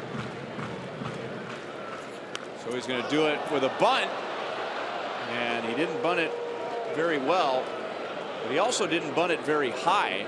And Cuthbert and Perez just didn't have enough time to get there. Yeah, and you know, Cuthbert, anytime there's a pop-up over there towards Salvi, he's going to be a little leery after that early in the season where the 2 collided. And you could see Cuthbert kind of backed off at the last minute. Salvi had he had a good beat on it. Cuthbert just said, that's one we can't get. So KIPNIS knows the situation here. I bet Francona would much rather see him swing away. And he is swinging, but late. And KIPNIS was one of those guys tonight who did not advance the runners. In the 3rd inning, the Indians had 2 on and nobody out, and KIPNIS struck out. No advance. Kennedy got the next 2. And then last inning, Ramirez had a leadoff double. Next batter, Chisenhall, popped out. Got on top of it and drills it to the gap and down and by Dyson. So Santana scores the tying run. KIPNIS trades places with him. It is 2-2.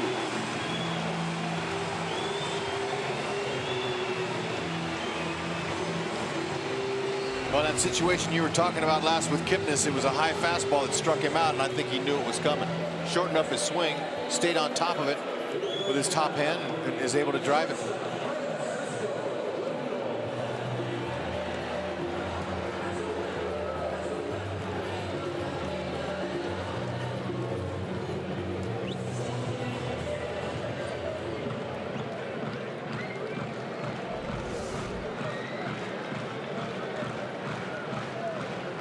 It's Lindor with a runner at 2nd and nobody out.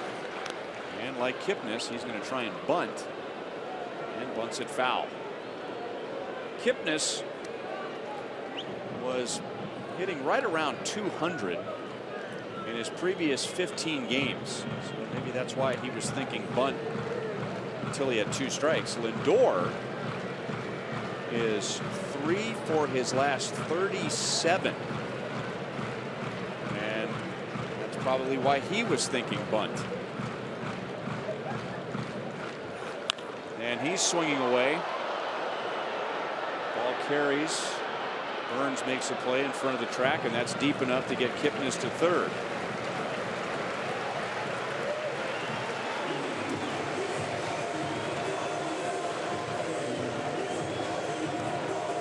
Fans, the Royals alumni batting practice at Kauffman Stadium is back. Come join the Royals alumni as you take batting practice on the field like the pros. It costs just $300 and you'll receive a t-shirt and shorts along with an autographed baseball by the alumni who attend. You must be 25 years or older to purchase. Saturday, September 24th, 9 a.m., noon, or 1 to 4. Infield comes in, and you can see Whit Merrifield over on the left side of the infield. It's kind of a strange look, isn't it? Infield in and 3 guys on one side. First time we've seen him over there on one side this year to a right-handed bat. We showed you Napoli's hit chart, his spray chart. Has gotten most of his hits to left.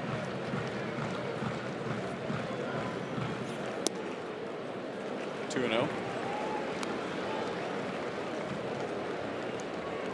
There you go. A little pull happy this year.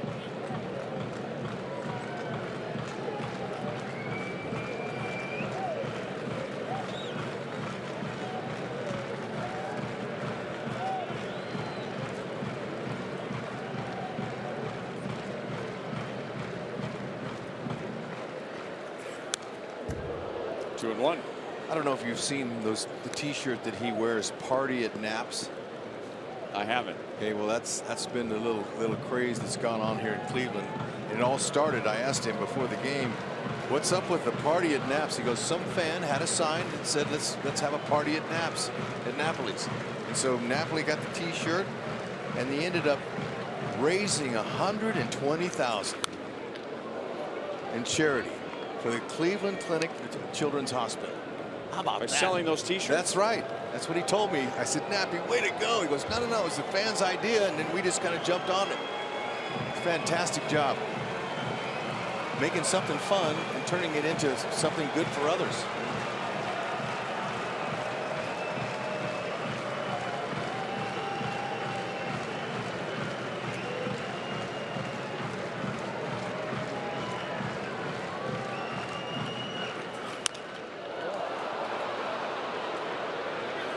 Three Royals on the mound, or in front of the mound, and Hosmer makes a play. That pitch was way out of the strike zone. Napoli, well, he was committed to swing on that pitch. He knew a heater was coming, and I'm going to swing at it. And that's what happened.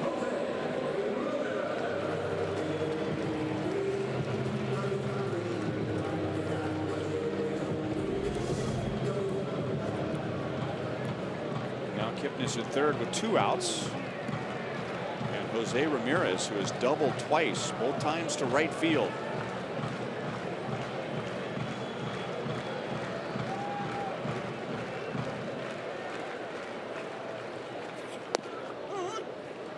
Salvi flinched like he was going to come up throwing.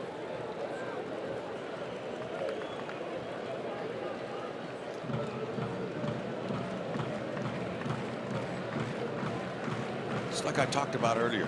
He has a knack to come up with big hits. He's been doing it all season long, hitting 360. 1-1.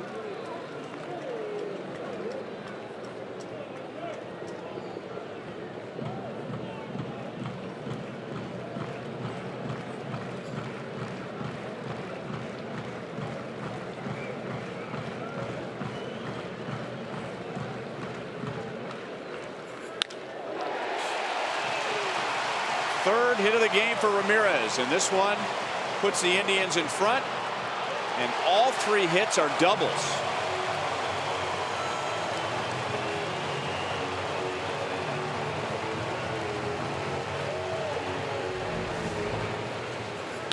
Fastball up.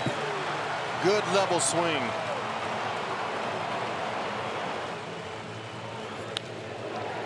Just short and to the point, and he knew it coming out of that box. You're not going to get a double. You hit it to the left center side for Dyson with a good arm like that. He got it out of the box. Another clutch hit. 42 doubles. Talking about all of his career highs this year. He was a .239 career hitter going into this year. He's hitting well over 300. Never had more than 14 doubles in a big league season, and he has 42 this year. Playing time, the confidence that's coming with the success has made him a believer. And that's a career high, 3 doubles in 1 game. Third opportunity tonight for Chisenhall to drive him home. Curveball for a strike. Chisenhall single to right, driving in Ramirez in the second. And in the 4th inning, with Ramirez at second base and nobody out, Chisenhall popped to third.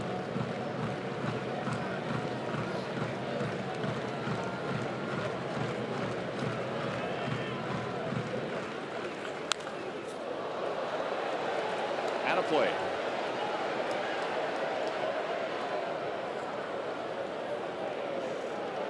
Top of the netting. Yep, no souvenir here.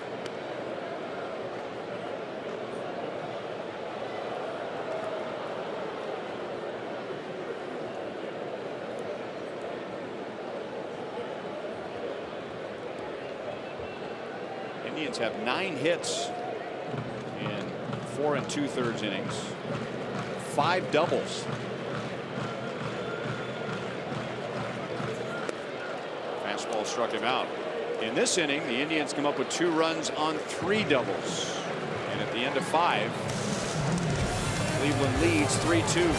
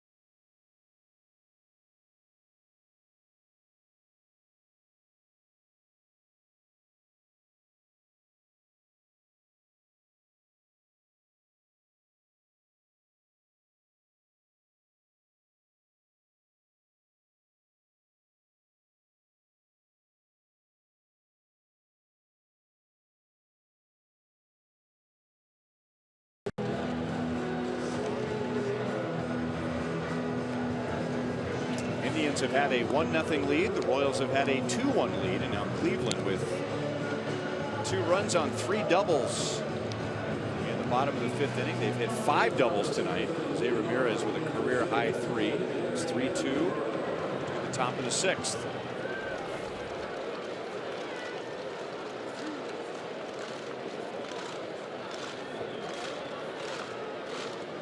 Kendrys Morales will lead off our Sonic Slam inning. Our contestant is Kurt Lever from Blue Springs. If the Royals hit a home run in this inning, Kurt wins $300. If the Royals hit a grand slam out of the park, Kurt wins $25,000 from Sonic and the Royals. They got that triangle defense, including the umpire. He's sitting over there on that side too. So there's 4 guys over 5 guys. How about him? He's right in the middle of them.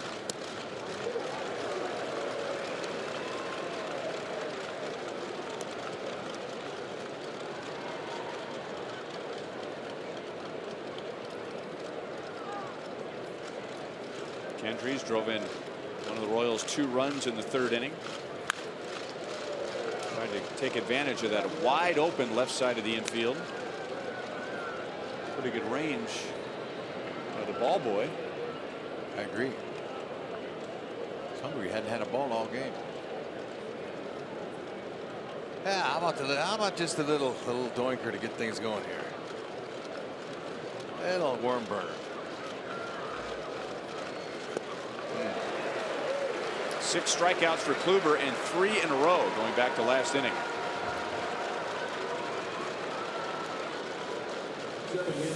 And a look at our T-Mobile greater coverage of baseball. Boston Red Sox are creating some separation in their division. They have a 4.5 game lead as Seattle has defeated Toronto. Texas Rangers can clinch a tie for the AL West title with a win against the Angels. And how about Billy Butler in pinstripes? Imagine Billy Butler in pinstripes, Hud. Yeah, it's going to be a good look. They're going to love him there. I'm telling you.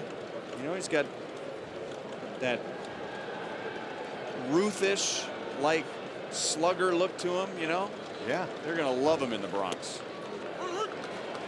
I agree. If he keeps hitting like that, they're really going to love him. That's right. They'll find a spot for him out there, kind of like their catcher. He went deep again tonight. Gary Sanchez. Sanchez, 18. Yeah.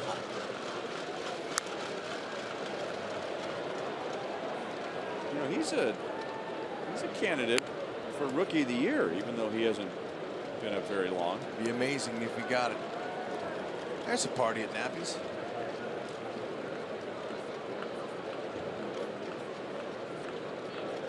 Texting directions to his buddies how to get to Napoli's. Right.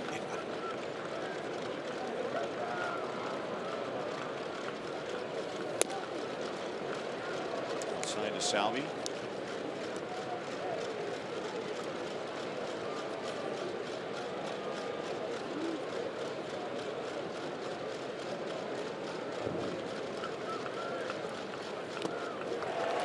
Another strikeout, 7 and 4 straight for Kluber. As you pointed out, Hud, 3rd time through the order, he's really spinning that ball more than he did the first 2 times through. And he's not just spinning it and throwing it in the dirt. He's locating it and putting it exactly where he wants it. I knew coming in with these 2 guys, and they're on top of their game, would be a lot of scoring going on. So he's got to pick your spots. 8 strikeouts. I said 7. 8. And the last 4. And all but 1 swinging.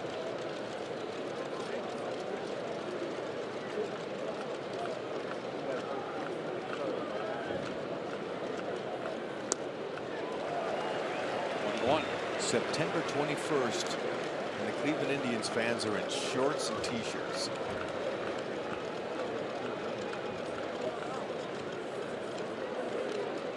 The ones that are here are. Yeah. The ones that aren't are on their porch somewhere. 2 balls, 1 strike. 3rd lowest total attendance in the major leagues.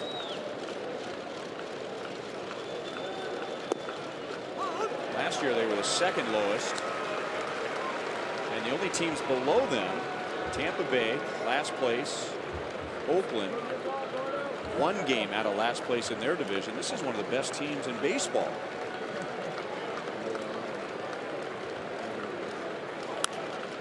We were up here before the game, and Brian Shapiro, Royals Live producer, who's from Ohio, they were showing some highlights up on the video board from the mid-90s, late 90s, and it's like, oh yeah, remember how this place was packed every night?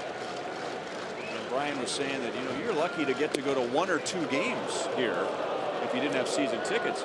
They would sell out the season before Christmas. That was a good job to work in the ticket office for the Indians during those years. You know, 455 sellouts in a row. You think the combined golf handicaps improved in those years for the Indians ticket office? Heck, I'll tell you. I mean, you're not out selling tickets. No. There were ticket windows that they said didn't open for 10 years in this ballpark. Ooh, Alex is having a battle with Kluber. That one stung. Better believe it did. He's masking that pain very well. That ball hit on his knee, looked like to me. His back leg. Ouch. Let that ball travel deep. He's putting on a battle here. Kluber's not giving him too many mistakes. It's tough on him. Has been in his career too. Alex coming in just hitting 171 off of Kluber in his career. 9 strikeouts, 5 in a row. And Kluber, after giving up 2 runs in the 3rd inning, has held the Royals hitless in the last 3 innings.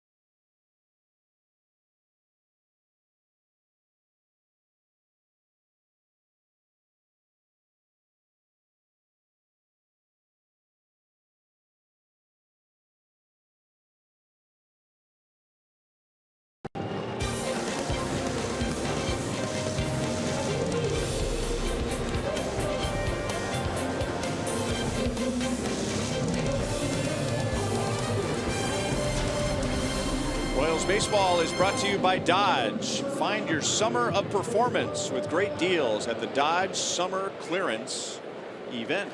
These cars look like they're going over the speed limit. Things are moving quickly in Cleveland. I'll bet it feels that way with Cavaliers winning a championship, the Republican National Convention, Indians in first place, all the road construction to get Cleveland prepared for all of that. It's probably what it feels like at times. Davis fists it out to right field. Ian Kennedy has spent a lot of time pitching out of the stretch tonight. He gave up a leadoff single in the first, a leadoff single in the third, and then leadoff doubles in the fourth and fifth innings, and a leadoff single in the sixth. So, fifth time in 6 innings, Cleveland's had the leadoff man on, and now Matt Strom warms up quickly in the Royals bullpen.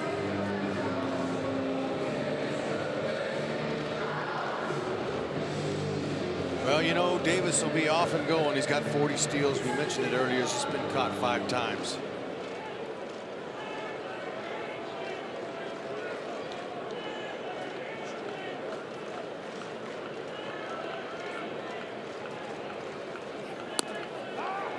Snap throw to first, and Davis is back in time.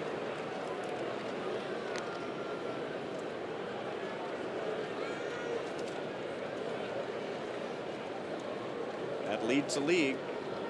40 stolen bases, 12 more than Gerard Dyson.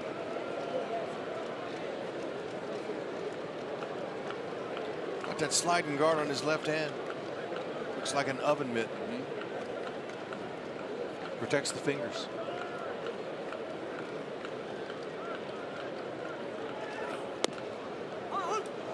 One and one, and when the game's over, you can use that to take the pot roast out of the oven.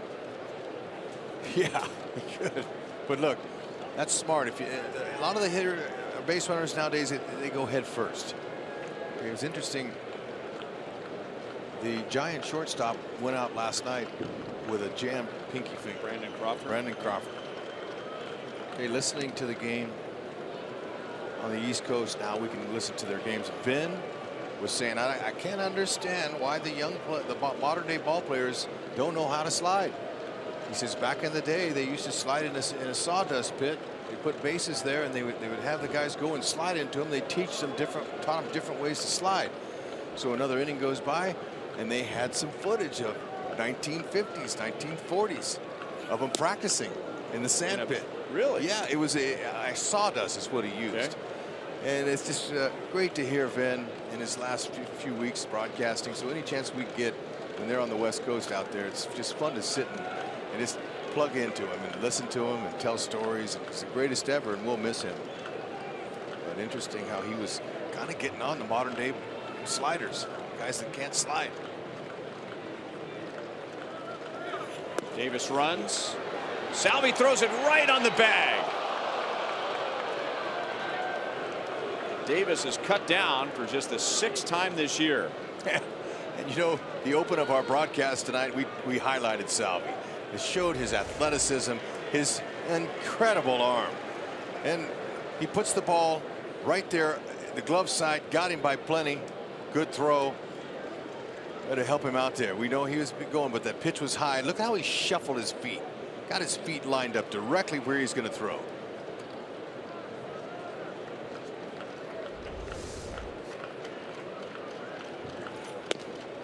Full count on Naquin. Okay, you gotta be able to shuffle those feet. Now when you can't, you drop to a knee. Salvi will drop to his left knee at times. Now watch it. Okay, he's going to shuffle the catches, freeze it. Look at how he's lining these feet up directly towards his target. Got his shoulder tucked. Okay, and he's got nothing but power coming over the top, and he tails that ball and throws it, starts it at the bag, and that little bit of tail goes right into the sliding base runner. So he lines his feet up, gets his shoulders, tries to stay on top the best he can, and stays down on top of the ball. So he's got some downward action. Beautiful. Sometimes the feet actually begin before the ball hits his glove. That's right. Got to line those feet up.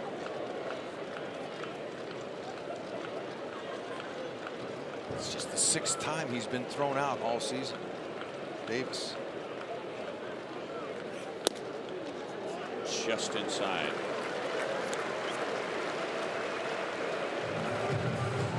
Kennedy's second walk. And Yost is on the steps. Dave Island's on the phone.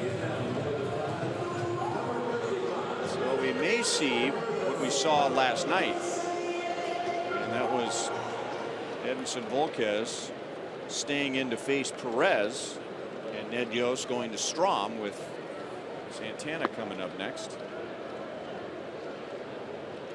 Perez singled in the 3rd inning, and then he hit a hard ground ball off of Kennedy's shoe in the 4th. It deflected perfectly to Escobar, who threw out Perez. Outside, ball 1.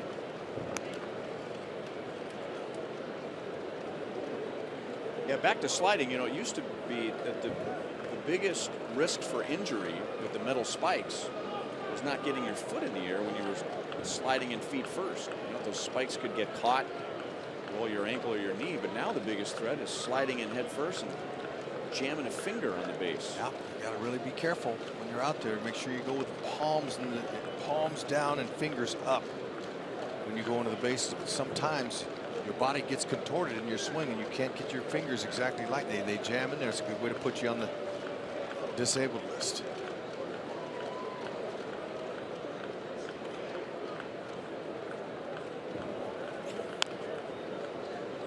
Squib foul to the Royals dugout, 1-1. Ricky Henderson went head first all the time. I don't remember him ever having a finger injury. Kept him out of the game. Hard too. He'd go late.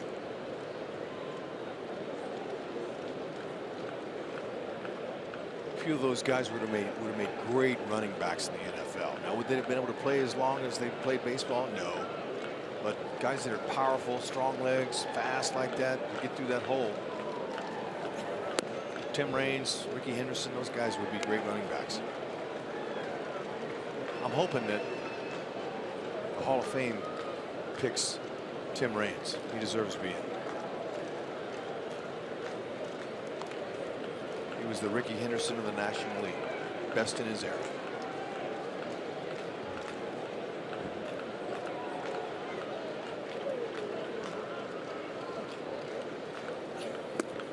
Two and two. Kennedy has thrown 108 pitches. Not only is Santana on deck, Santana is 3 for 3 against Kennedy. And I'm sure that's what Ned has Strom out there for. Turn him around. Especially if he has good pitch there. And it appears a good one to finish on.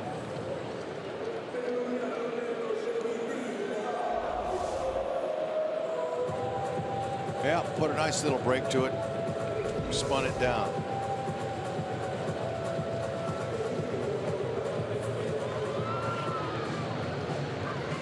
Matt Strom, a Chevy call to the bullpen for the second straight night to face Carlos Santana with 2 down in the inning.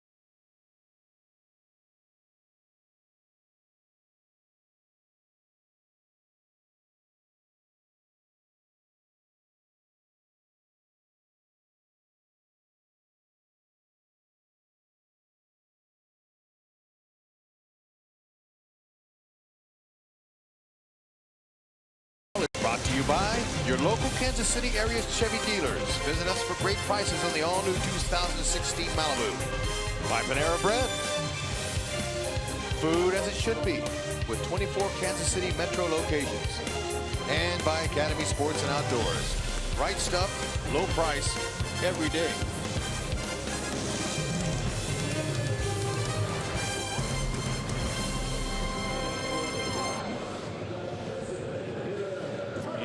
Goes 5 2/3. He gives up 10 hits, 3 runs. He's still responsible for the runner at first.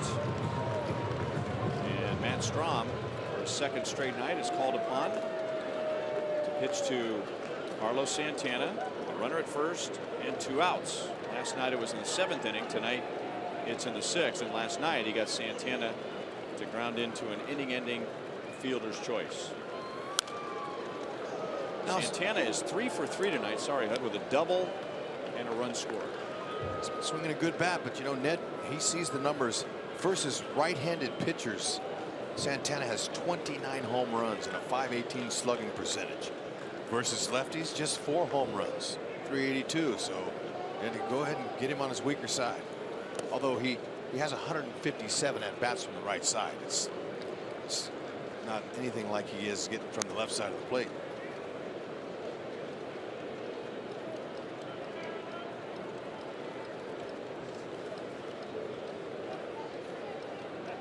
Left side of the plate, he's got 384 at bats.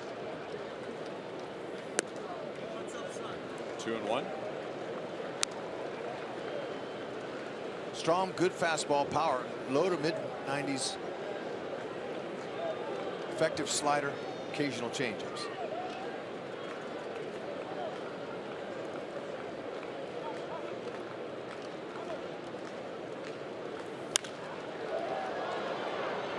2-2. When he throws the slider, he's better off trying to bury it to the back leg. Don't want to leave it up.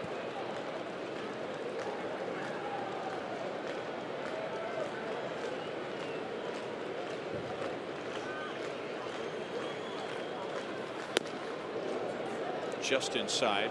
And when you're a rookie like Matt Strahm and you think you threw a strike and you didn't get it, you just turn away and that's your protest. That's it. It's off.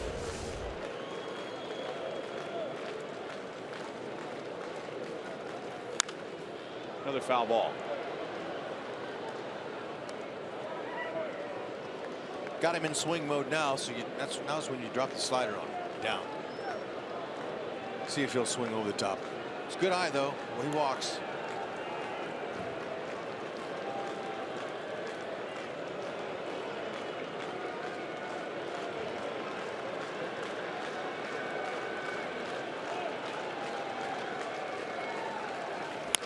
Got it in on him. Strahm gets the job done, getting Santana with 2 outs. We head to the 7th. Kennedy charged with 3 tonight, and the Indians lead by 1.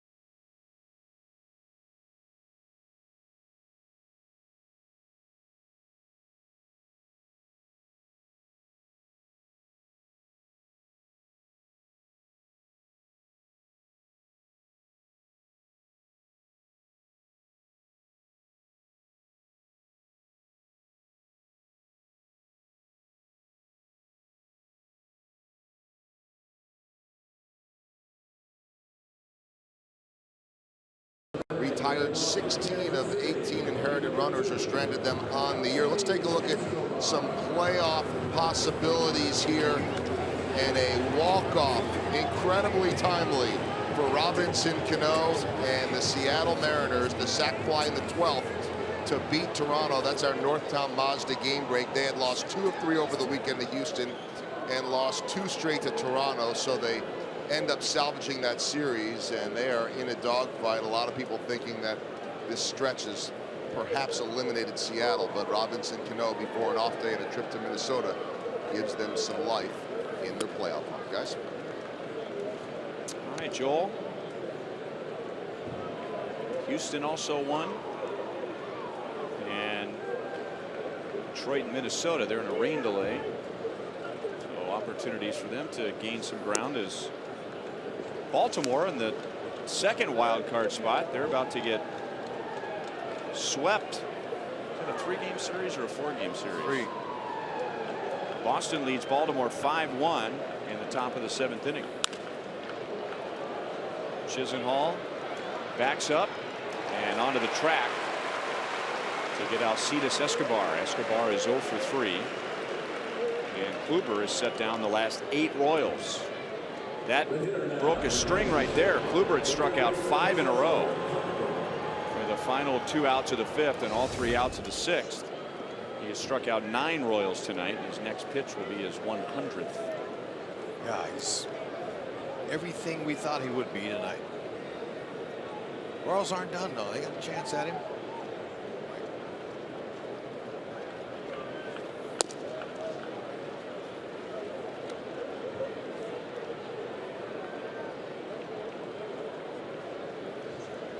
Only one real long inning. That was a 23-pitch third when the Royals scored their 2 runs with 4 straight 2-out singles.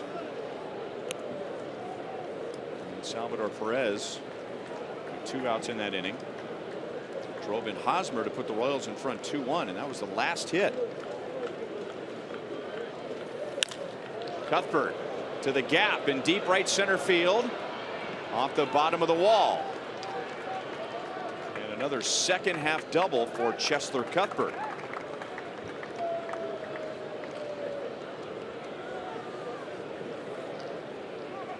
This is his 28th double this season and his 19th double since the break. Great swing. Oh, that's beautiful. Kluber had to throw him a strike. It's 2-0. He didn't want to walk him again. And he split the gap perfectly. Hit the base of the wall. Yeah, I didn't think Tito was going to let him go much longer. Tito, the nickname for Terry Francona.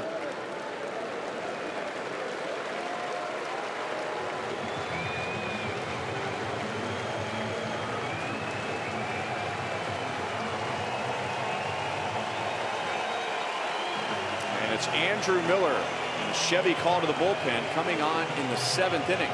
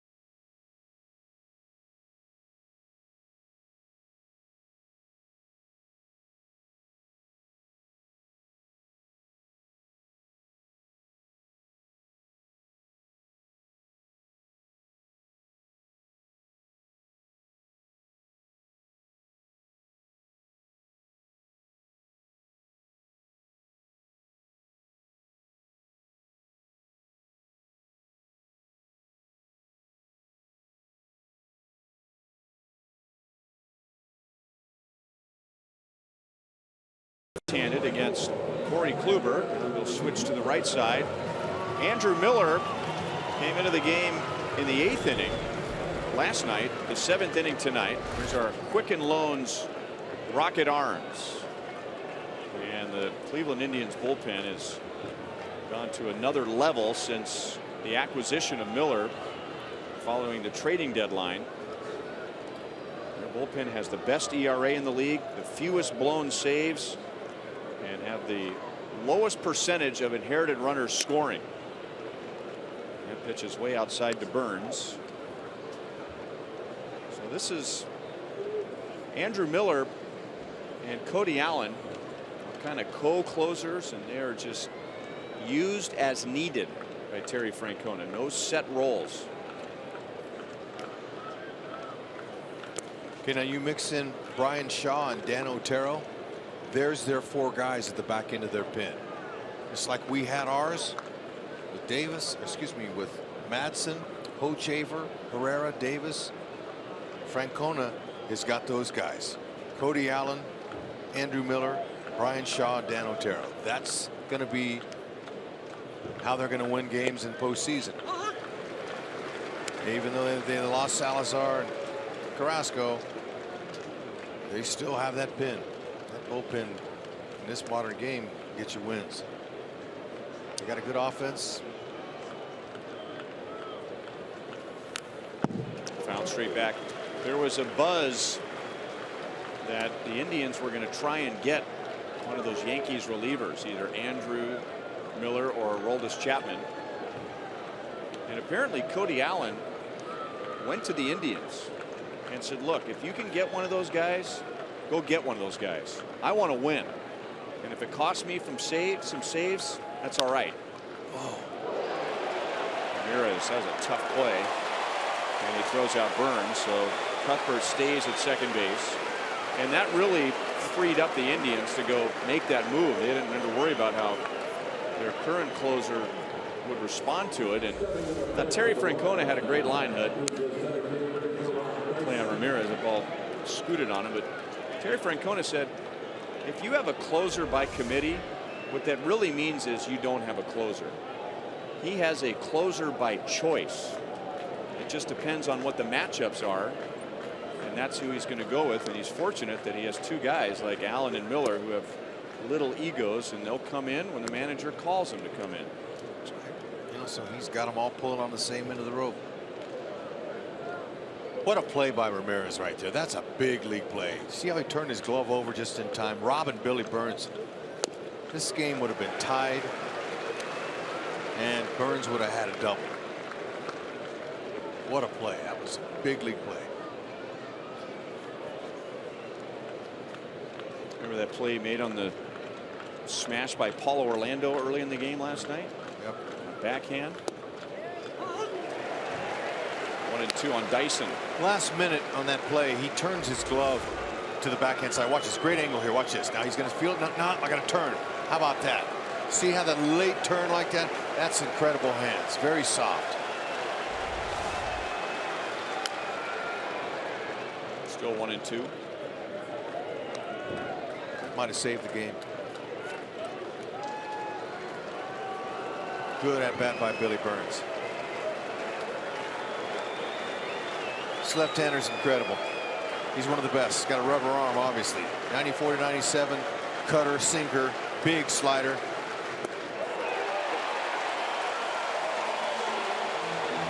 Not much a left-hand batter can do against Andrew Miller. So the Royals get a one-out double, but Cuthbert is stranded at second base. 3-2 Cleveland.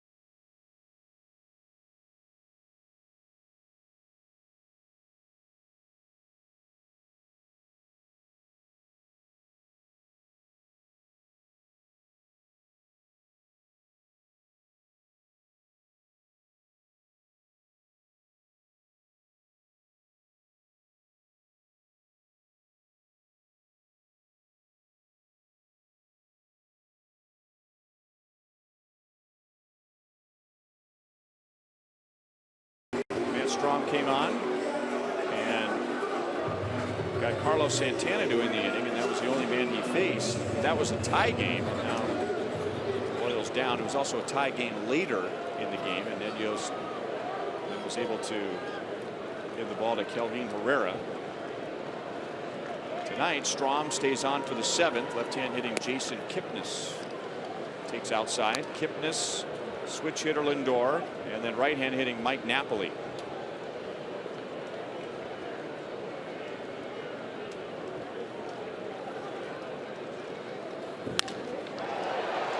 Hit well to left. Alex is back. It's over his head and up against the wall. And that is the 6th double for the Indians tonight. They're second in the league in that category, and that's KIPNIS' 2nd double. Wow. More leadoff doubles than them tonight, huh? Took a fastball. Didn't try to do too much with it. Just kind of laid the bat head right there, and the ball jumped. Used the speed and the velocity from Strom. One hops the wall. Alex had no chance at second.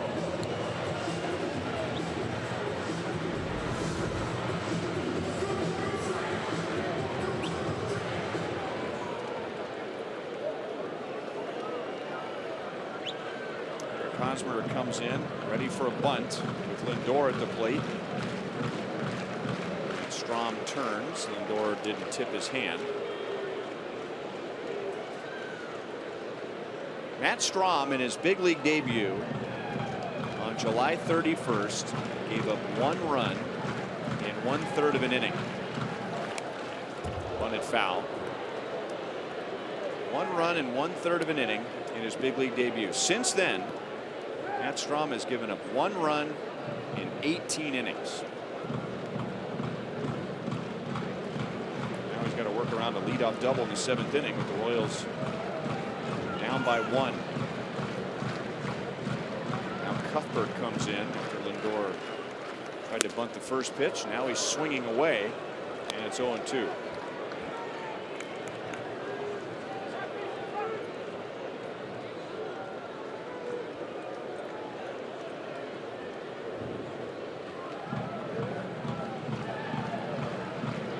Lindor is 0 for 3. He is 0 for 4. Foul tip and a strikeout. And believe it or not, Francisco Lindor is 0 for his last 12 against the Royals. Wow, shocker.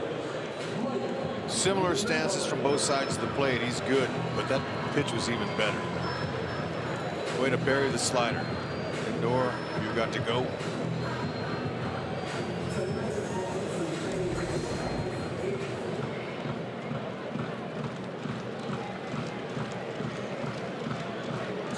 Napoli, he's 0 for 3.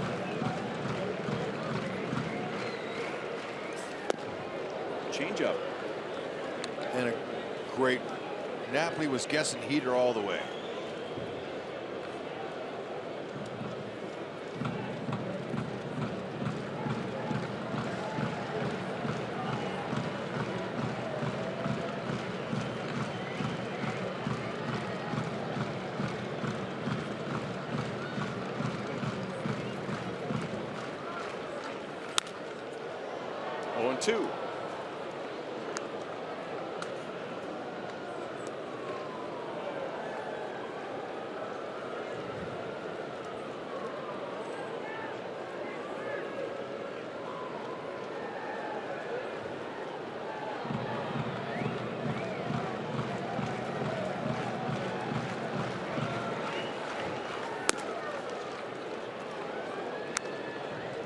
On Napoli, who is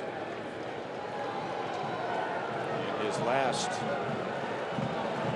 well, this last month, the month of September, is hitting 140. 0 for 3 tonight, 0 for 7 in the series. 2 balls, 2 strikes, and when he popped to first in his last at bat, Ian Kennedy got him to chase a pitch that was about chin level. Yeah, when you're struggling like that, you're going to expand your hitting zone. You're going to swing in more pitches than you normally don't because you're anxious.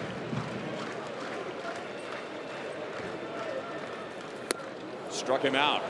And Mike Napoli in the month of September is batting 138. Back-to-back strikeouts for Strom. And now let's see what Strom can do with Jose Ramirez as a left-hand batter tonight. He has our Chrysler drives of the game. 3 doubles, an RBI, and a run scored. And I mean to tell you, he was running out of the box on every one of them, especially this one here. He had to, with the ball not too far off of Dyson, made it with no problem. First career 3-double game. There you go. That's a little slider on him.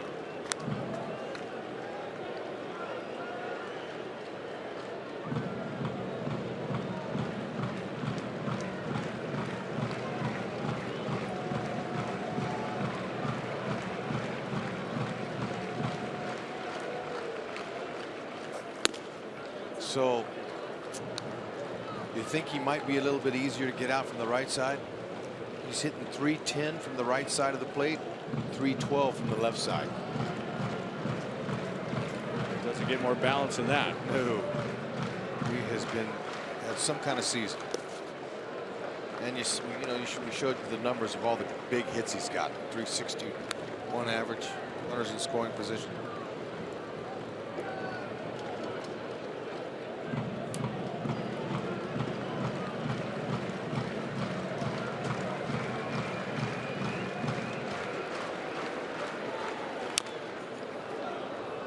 Tap foul, 2-2. Like to see Strom now. If he's going to pitch multiple innings, he's going to have to bring that changeup into those right-handed hitters. So far, he's thrown some good pitches, good changeups to Napoli, and now Ramirez. Changeup's an equalizer. You're going to throw that righty off with that. Keep him away from squaring it up.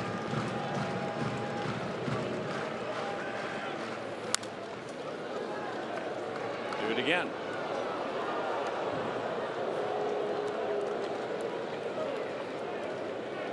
Now the Indians lead 3-2 in the bottom of the 7th inning.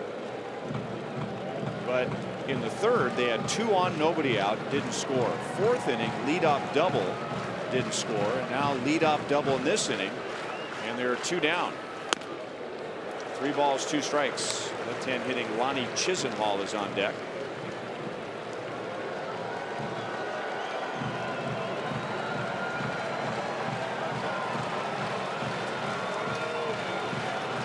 You can strike him out, you're doing something.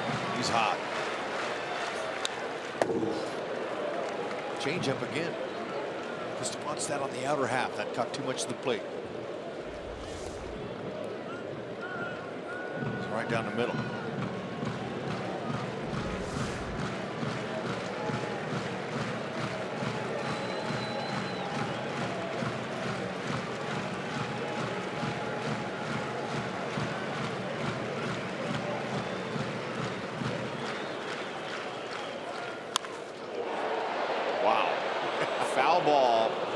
Still impressive. That's a gift. You don't believe he's seeing the ball well right now. You couldn't hit that better. Look at where that is on the grid. With a 9-iron. Yeah. Oh, and he hit it hard. It's almost like he knew it was coming. Blow him away with a heater. Oh, try about it.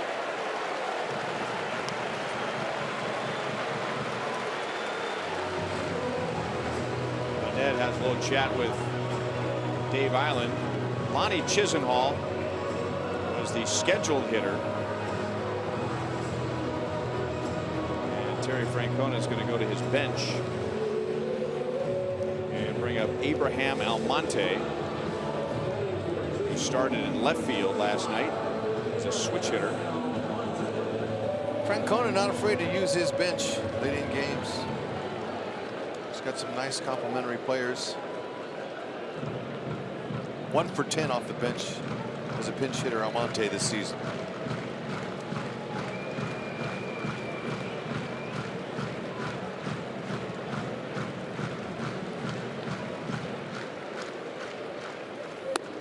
And again, Strom misses very high with his fastball.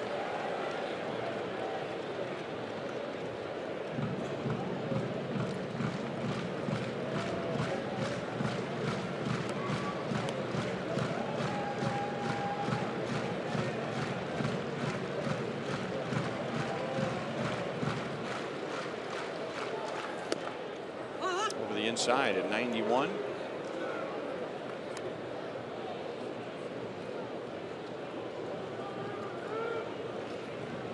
The Indians have 11 hits. They have 6 doubles. And they've had a total of 14 runners. And yet they have scored 3 runs. 1 ball, 2 strikes.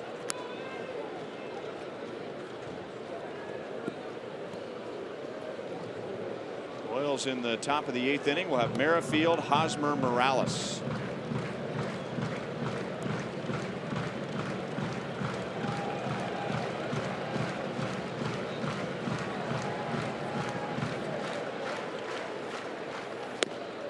just inside, 2-2. Haven't seen any 95s. 92, 93.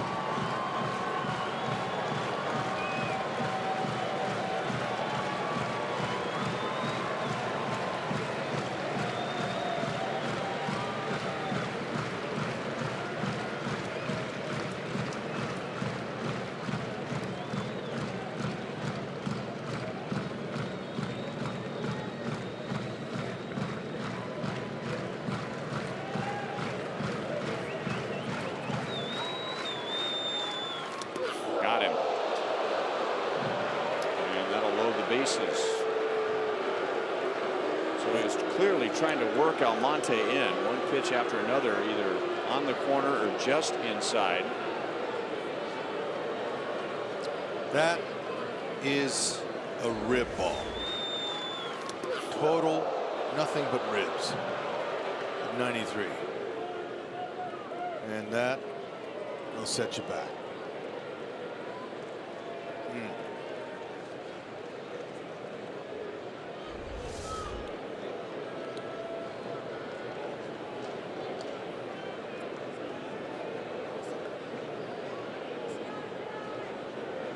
He's good. Good to go. Tito cracked him up.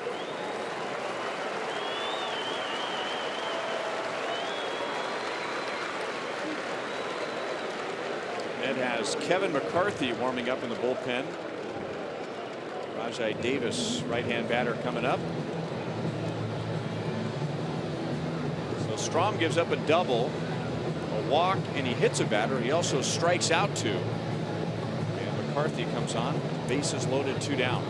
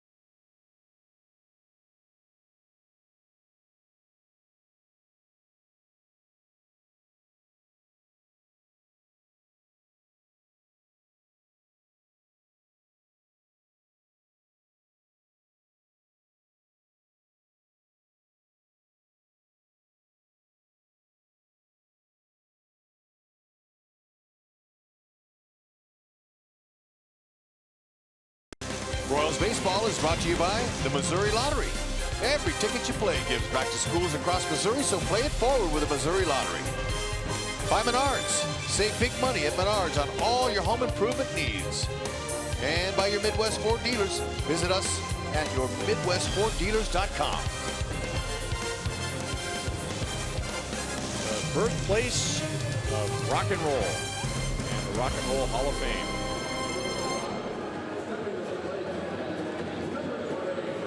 Strom needs help from Kevin McCarthy as he departs with the bases loaded, 2 down. McCarthy pitch to Rajai Davis, just his 5th appearance.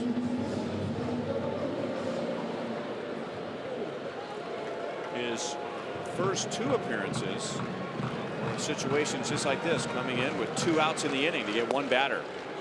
Breaking ball strike to Davis. Go along with that slider, he's got a good hard sinking fastball. Changeup.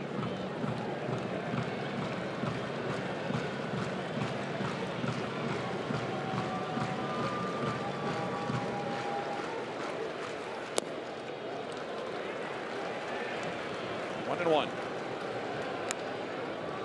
Low to mid 90s, he's got a heavy sinker.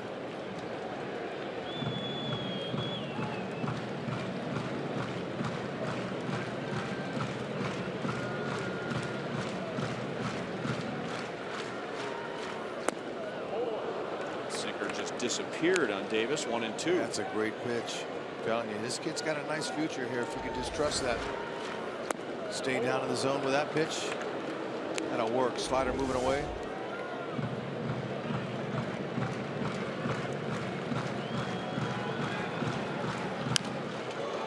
Popped up. And out of play.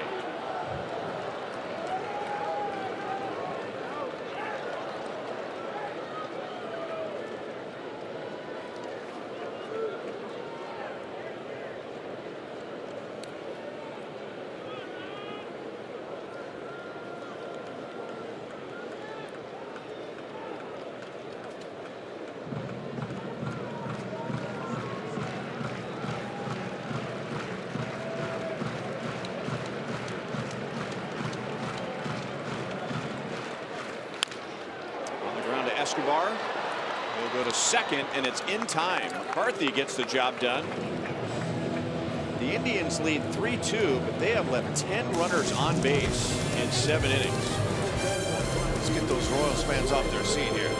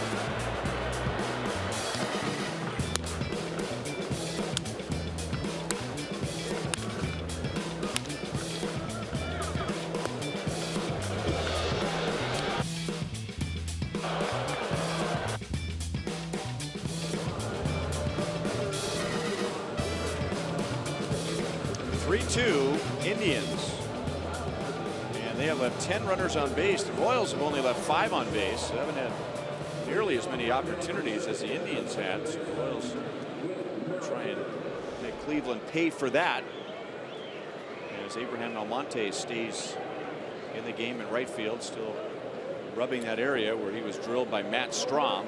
And Brian Shaw is the Indians' new pitcher, with Merrifield, Hosmer, and Morales coming up. I don't miss getting hit in the ribs. That hurt. Shaw, hard cutters, mid to low to mid 90s. Curveball, he'll break in there once in a while.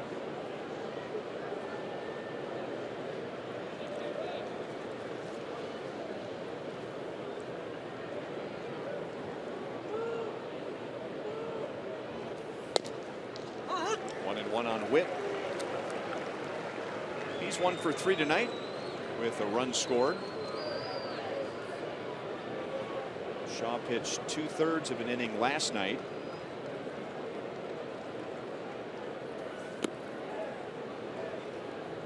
Two balls, 1 strike. These two did not match up in last night's game. Whitley, he got pitched to by a real big league pitcher tonight. I mean, like a guy on top of his game. Corey Kluber was tough. He pitched him. You know, if a pitcher's on his game, you're not hitting. That's the bottom line. But it was Merrifield's single with 2 outs in the 3rd inning that got things started. The first of 4 straight singles. Merrifield, Hosmer, Morales, and Perez for the Royals 2 runs. Royals led until Cleveland got 2 in the bottom of the 5th. You get a hit off a guy like that, you feel really good about yourself. Still 2-2.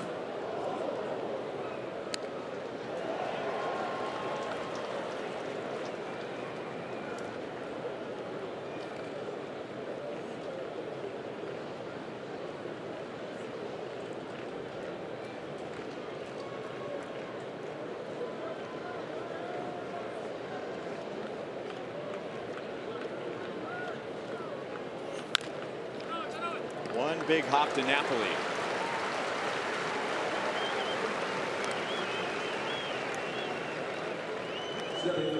Vote for the Royals Player of the Month at one of the 7 Rally House locations in the KC metro area. All participants will be entered to win a majestic prize pack.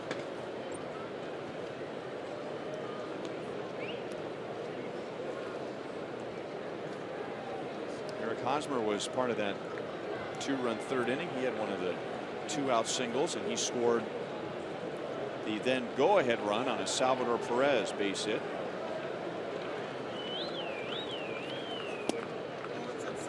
Inside. Thank you. Pound those cutters in on lefties and away to righties.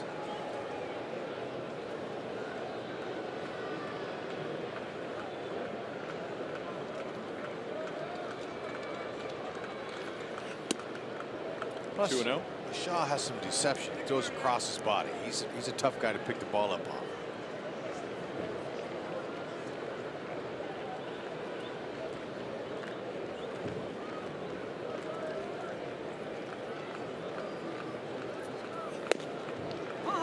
Two balls, 1 strike.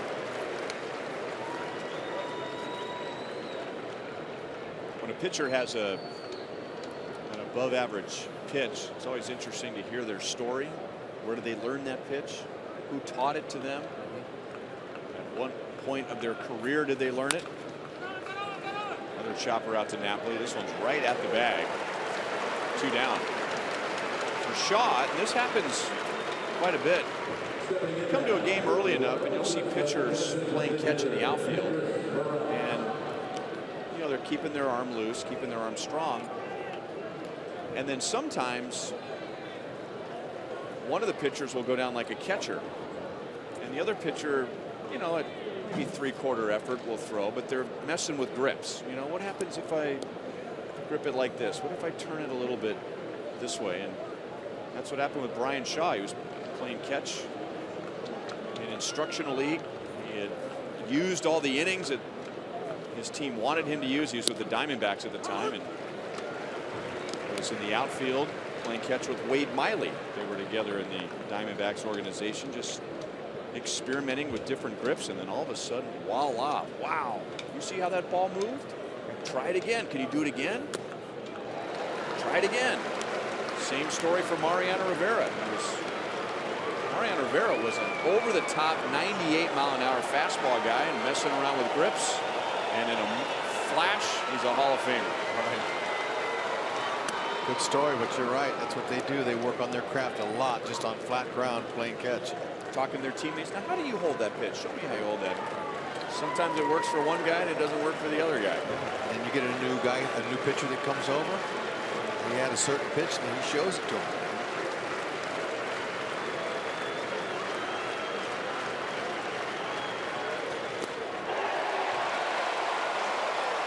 Shaw out of the bullpen gets 2 ground balls and a strikeout.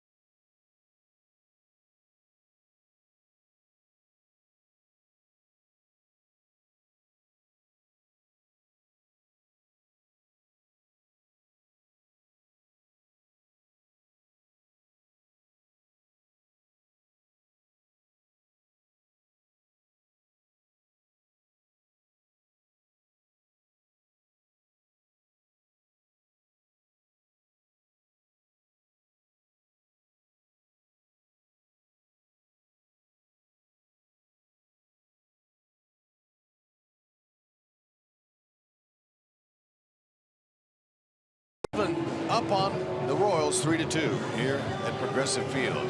Join the Royals to honor the legacy of Ewing Marion Kaufman, who celebrates his 100th anniversary today. And we'll be giving away T-shirts when we host the Minnesota Twins next Tuesday. First 10,000 fans through the gates will receive an exclusive Ewing Kaufman T-shirt. For tickets, visit Royals.com/T-shirt Tuesday. Happy birthday, Mr. Kaufman. 100 today. Raise the roof. Man did a lot. And what he did for the Royals is just the tip of the iceberg for what he did for many others in Kansas City.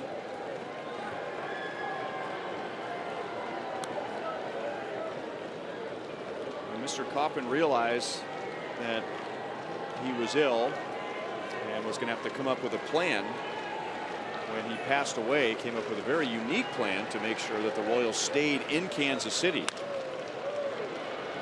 the team was passed on to a trust, to a board of directors, and with the specific guidelines of selling the team for a fair price,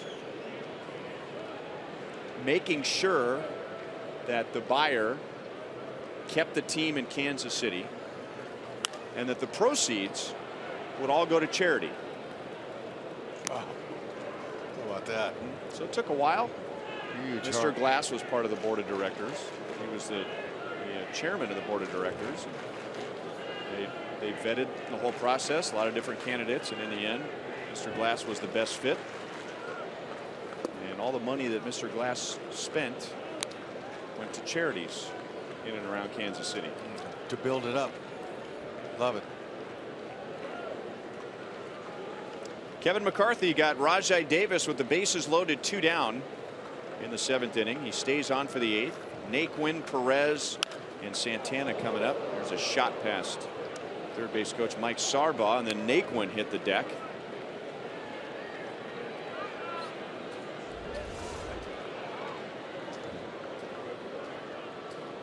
Oops. A little wobble in that back leg. Look at Salvi right there to pick him up.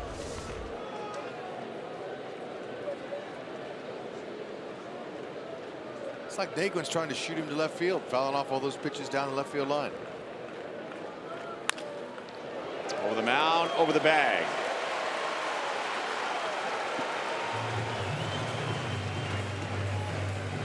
Well, the Indians have had base runners all over the place tonight, but they lead 3-2 because they've stranded 10. All right, let's answer our sprint trivia question.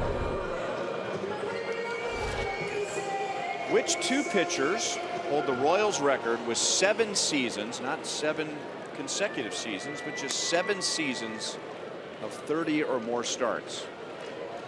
Okay. Paul Splitoff. That would be the all-time innings leader in Royals history. Mark Gubicza, I believe, is second most innings pitched. Dennis Leonard, big innings guy. Kevin Apier. Saberhagen. Not sure where he ranks in innings pitched. You pick one, I'll pick one. I'll go with Split.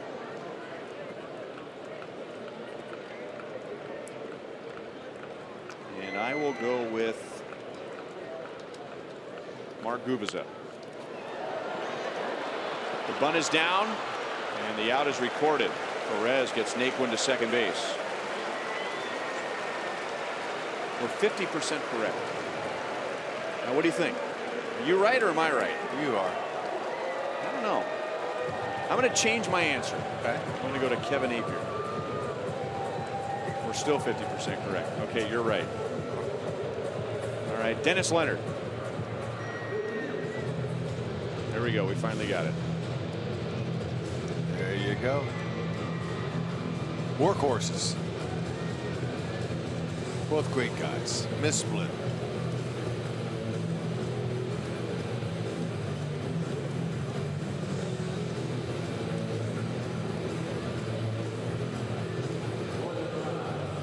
Dave Island goes out to chat with McCarthy about Carlos Santana.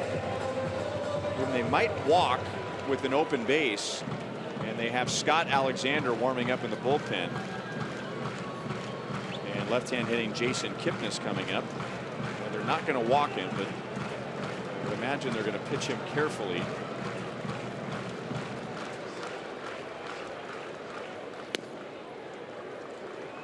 Ball one to Santana. He has 3 hits, 2 singles, a double, and a run scored.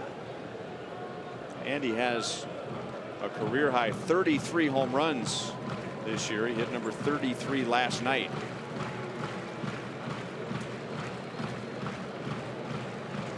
Or maybe Dave Island went out there and said, look, open base, lefty warming up in the bullpen, left-hand batter coming up, go after him. This is your guy. Show us what you got. 2-0.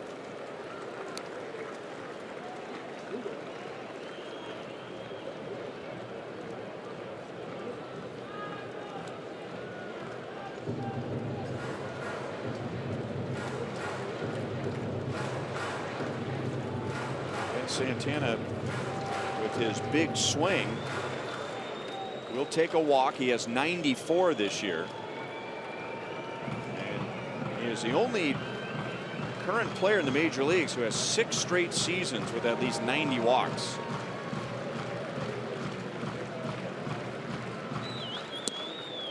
Strike over the inside after 2 pitches that were down and away.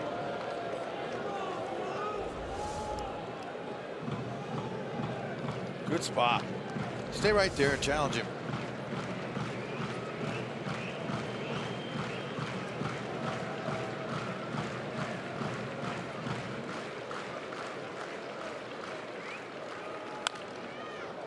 Two and two.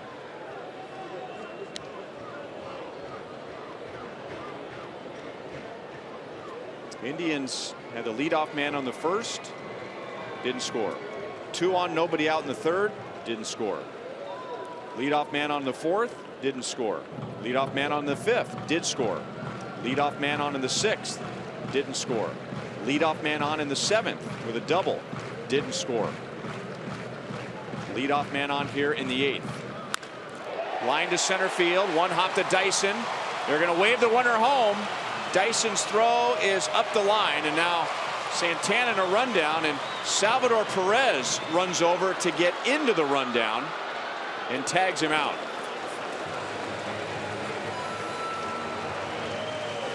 So Santana, as it turns out, got a pitch to hit with the open base and picks up his 4th hit of the game, and the Indians lead by 2. Oh, the heavy sinker didn't sink. It stayed up. If he'd have went with that sinker and it worked down around the ankles, he might have gotten him. But, you know, when you hang and leave a pitch up like that, hitters do not miss it, especially a guy like Santana.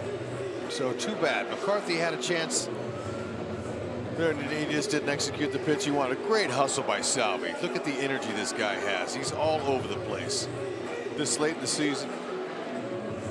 Pretty special. Good hustle, Salvi.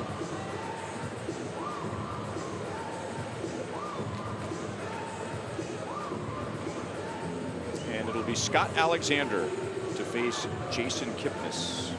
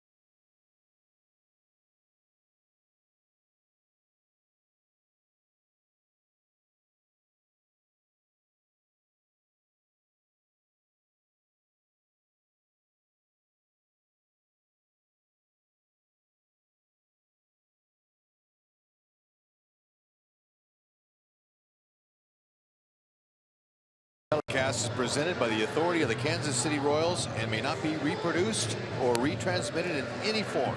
And the accounts and descriptions of this game may not be disseminated without the express written consent of the Kansas City Royals Baseball Club.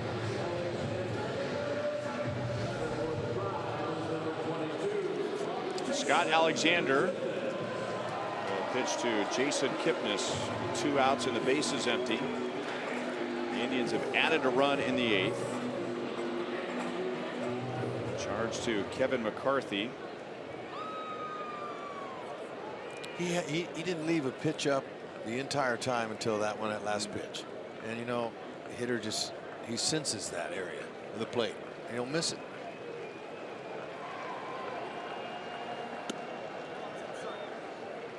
A little bit inside. McCarthy got the last out of the 7th inning with the bases loaded.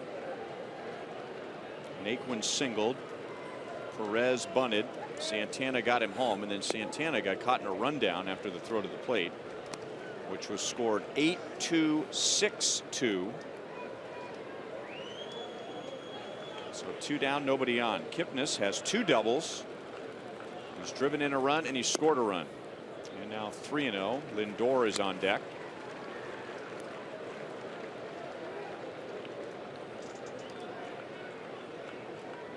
Fastball slider. He's trying to get that slider in there. It's not working. There you go. Just got our little sinking fastball.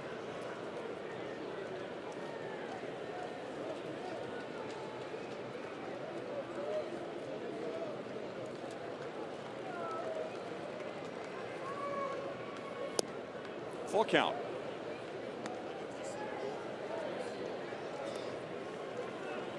In the 9th, the Royals have Salvador Perez, Alex Gordon, and Alcides Escobar.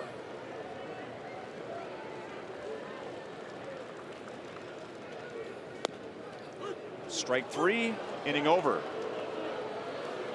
So Alexander comes back after falling behind 3-0. 9th inning, Royals down by 2.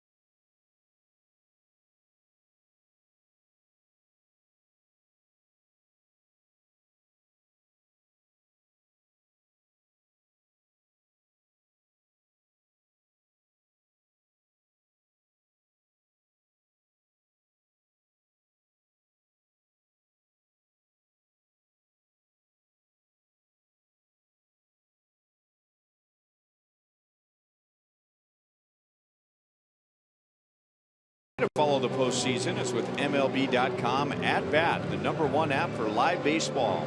At Bat brings you baseball wherever you are with scores, news, statcasts, live game video highlights, bilingual access, and much more. Plus, subscribe to At Bat Premium and get the MLB.com TV Game of the Day. You'll also get radio broadcasts.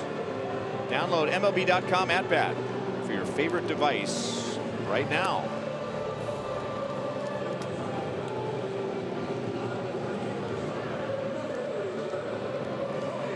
Cody Allen, 27 out of 30 in save opportunities. So even though Andrew Miller was brought on as a co-closer, Miller has only had 3 saves. Allen has still gotten the majority of the saves. And he's going to try and nail this one down with a 2-run lead. Salvador Perez, Alex Gordon, Alcides Escobar are coming up. Royals had a 2-1 lead until the 5th inning. And the Royals have had just 1 hit since the 3rd. All the way by Salvi. 1 for 3 tonight. He drove in the go-ahead run back in the 3rd inning. Allen's got hard stuff. Mid-90s fastball. He might go a little above that. Power curveball.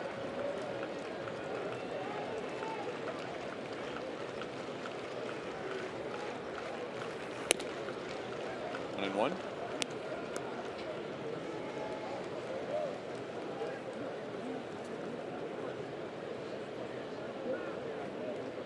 Tribe has just been able to hold the Royals down. Their offense in games here played at Progressive Field. Haven't had a real breakout.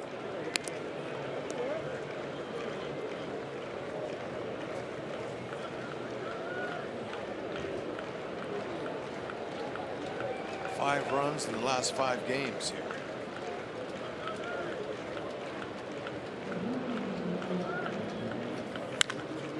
High and deep to left field. And this is a 1-run game.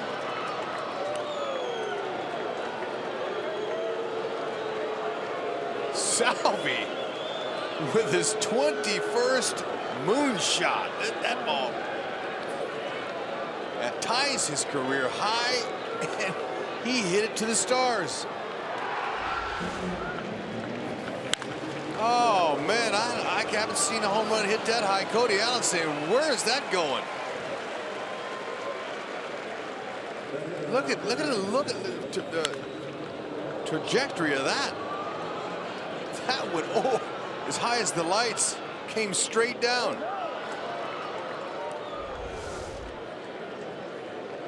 Took a while for him to tie that career high. 67 at bats between home runs. So that Indians run in the bottom of the 8th inning is big. They're still ahead by 1. The Royals are down by 1. Nobody out. 1-0 on Alex Gordon. You seen a home run hit that high all year? I haven't either. Oh, could have brought down rain. Just foul. I would have liked to have seen that home run at Tropicana Field. Yeah. It landed in the catwalks. And it never came back.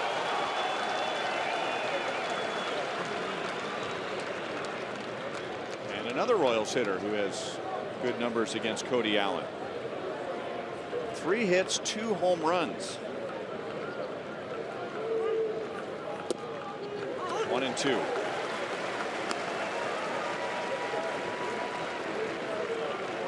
Nobody out. They just need base runners. Maybe Alex can look at that left side of that infield. There's just 2 position players on that whole left side. There they are. Look at all that room right there. He can just doink one, snare one out there. Anything to get on base.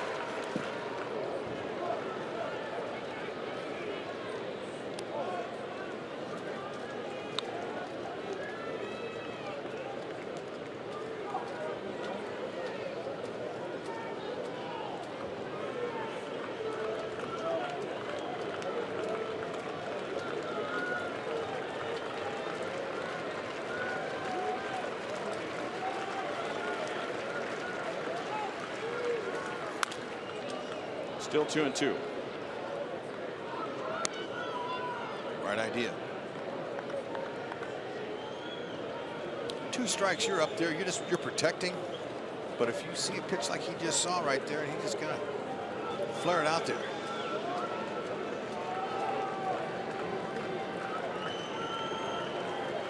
Sometimes when you're looking out there and he throws your ball in, that you look where you react to that.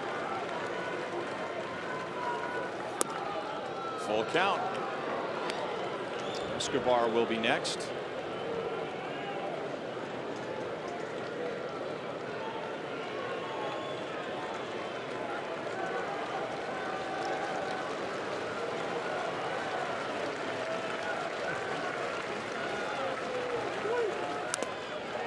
Still alive. Strike, base hit, ball forward. I would imagine we'd see Terrence Gore. He is at the far end of the dugout right now. Here are the steps. Doesn't have a helmet on his head, but it's probably in his hand.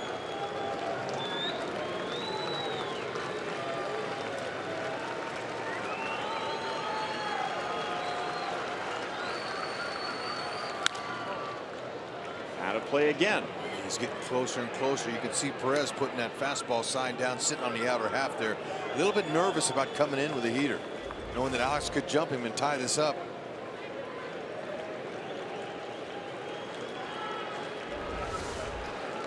Oh, I was looking at the wrong guy. That was Dyson at the far end of the dugout. He's looking at a distance.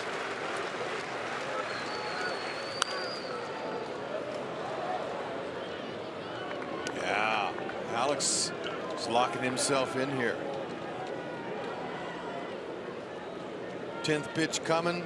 You have at bats like this. You get locked in and you wait for the mistake and you hit it. Francona, he's telling Brad Mills that right now. He's going, oh man.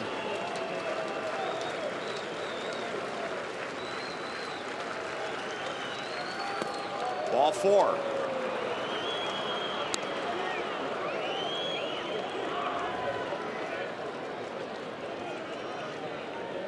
And so Gore wasn't where I thought he was standing, but he did have a helmet in his hand. And here it comes. And now the Indians will start sweating this one out with Gore at first and nobody out. Remember, the Indians left 10 runners on base in their first 7 innings tonight. Francona's thinking, okay, should I help Perez with a pitch out? Perez, you see him looking in there the dugout, because usually Gore goes first pitch.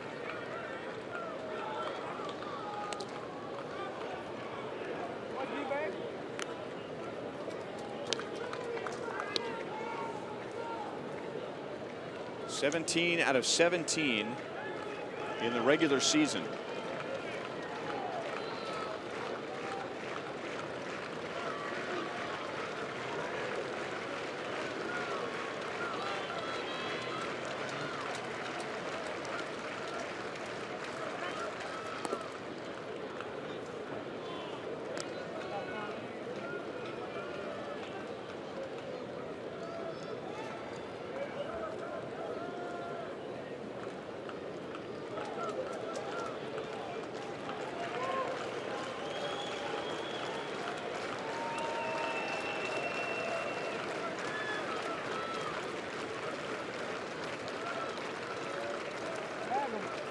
Gore started to go and he slipped, and Escobar takes ball 1. Yeah, I tell you what, Allen got that ball home very quickly to Perez, the catcher. Oh, it was quick. And that was good. You know, you want to see the pitcher go home once, at least to kind of get a read on what he's going to do.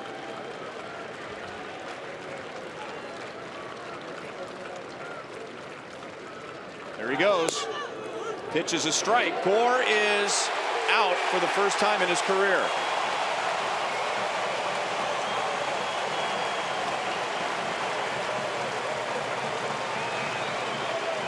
Only other time he's been thrown out was in the postseason last year, and that's when he overslid third base in Houston. Well, that's what it takes. A perfect throw. And that's exactly what it was. Nice run. But that ball was right where it should be.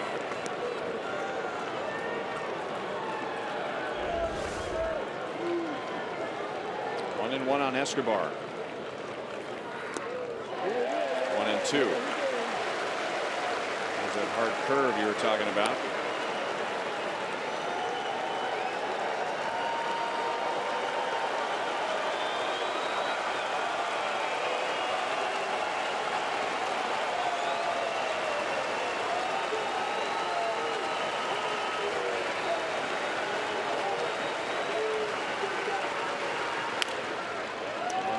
KIPNIS.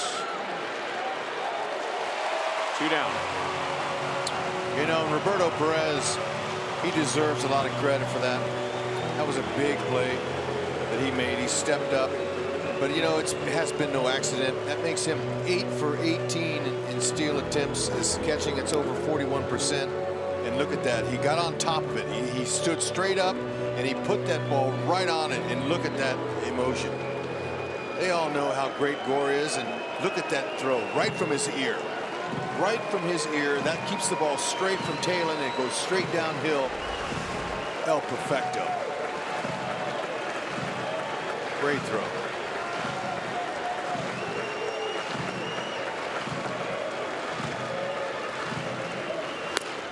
Cuthbert looking for a pitch up, missed a fastball.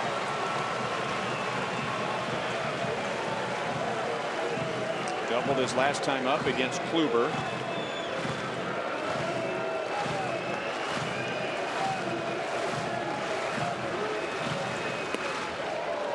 Able to hold his swing. 1 ball, 1 strike. Schessler has only faced Cody Allen once before tonight. He's 0 for 1.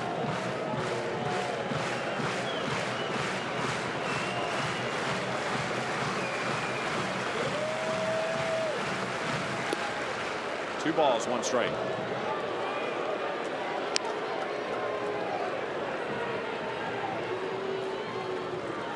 Coming up, when the game is over, Boulevard Royals live with Joel and Monty.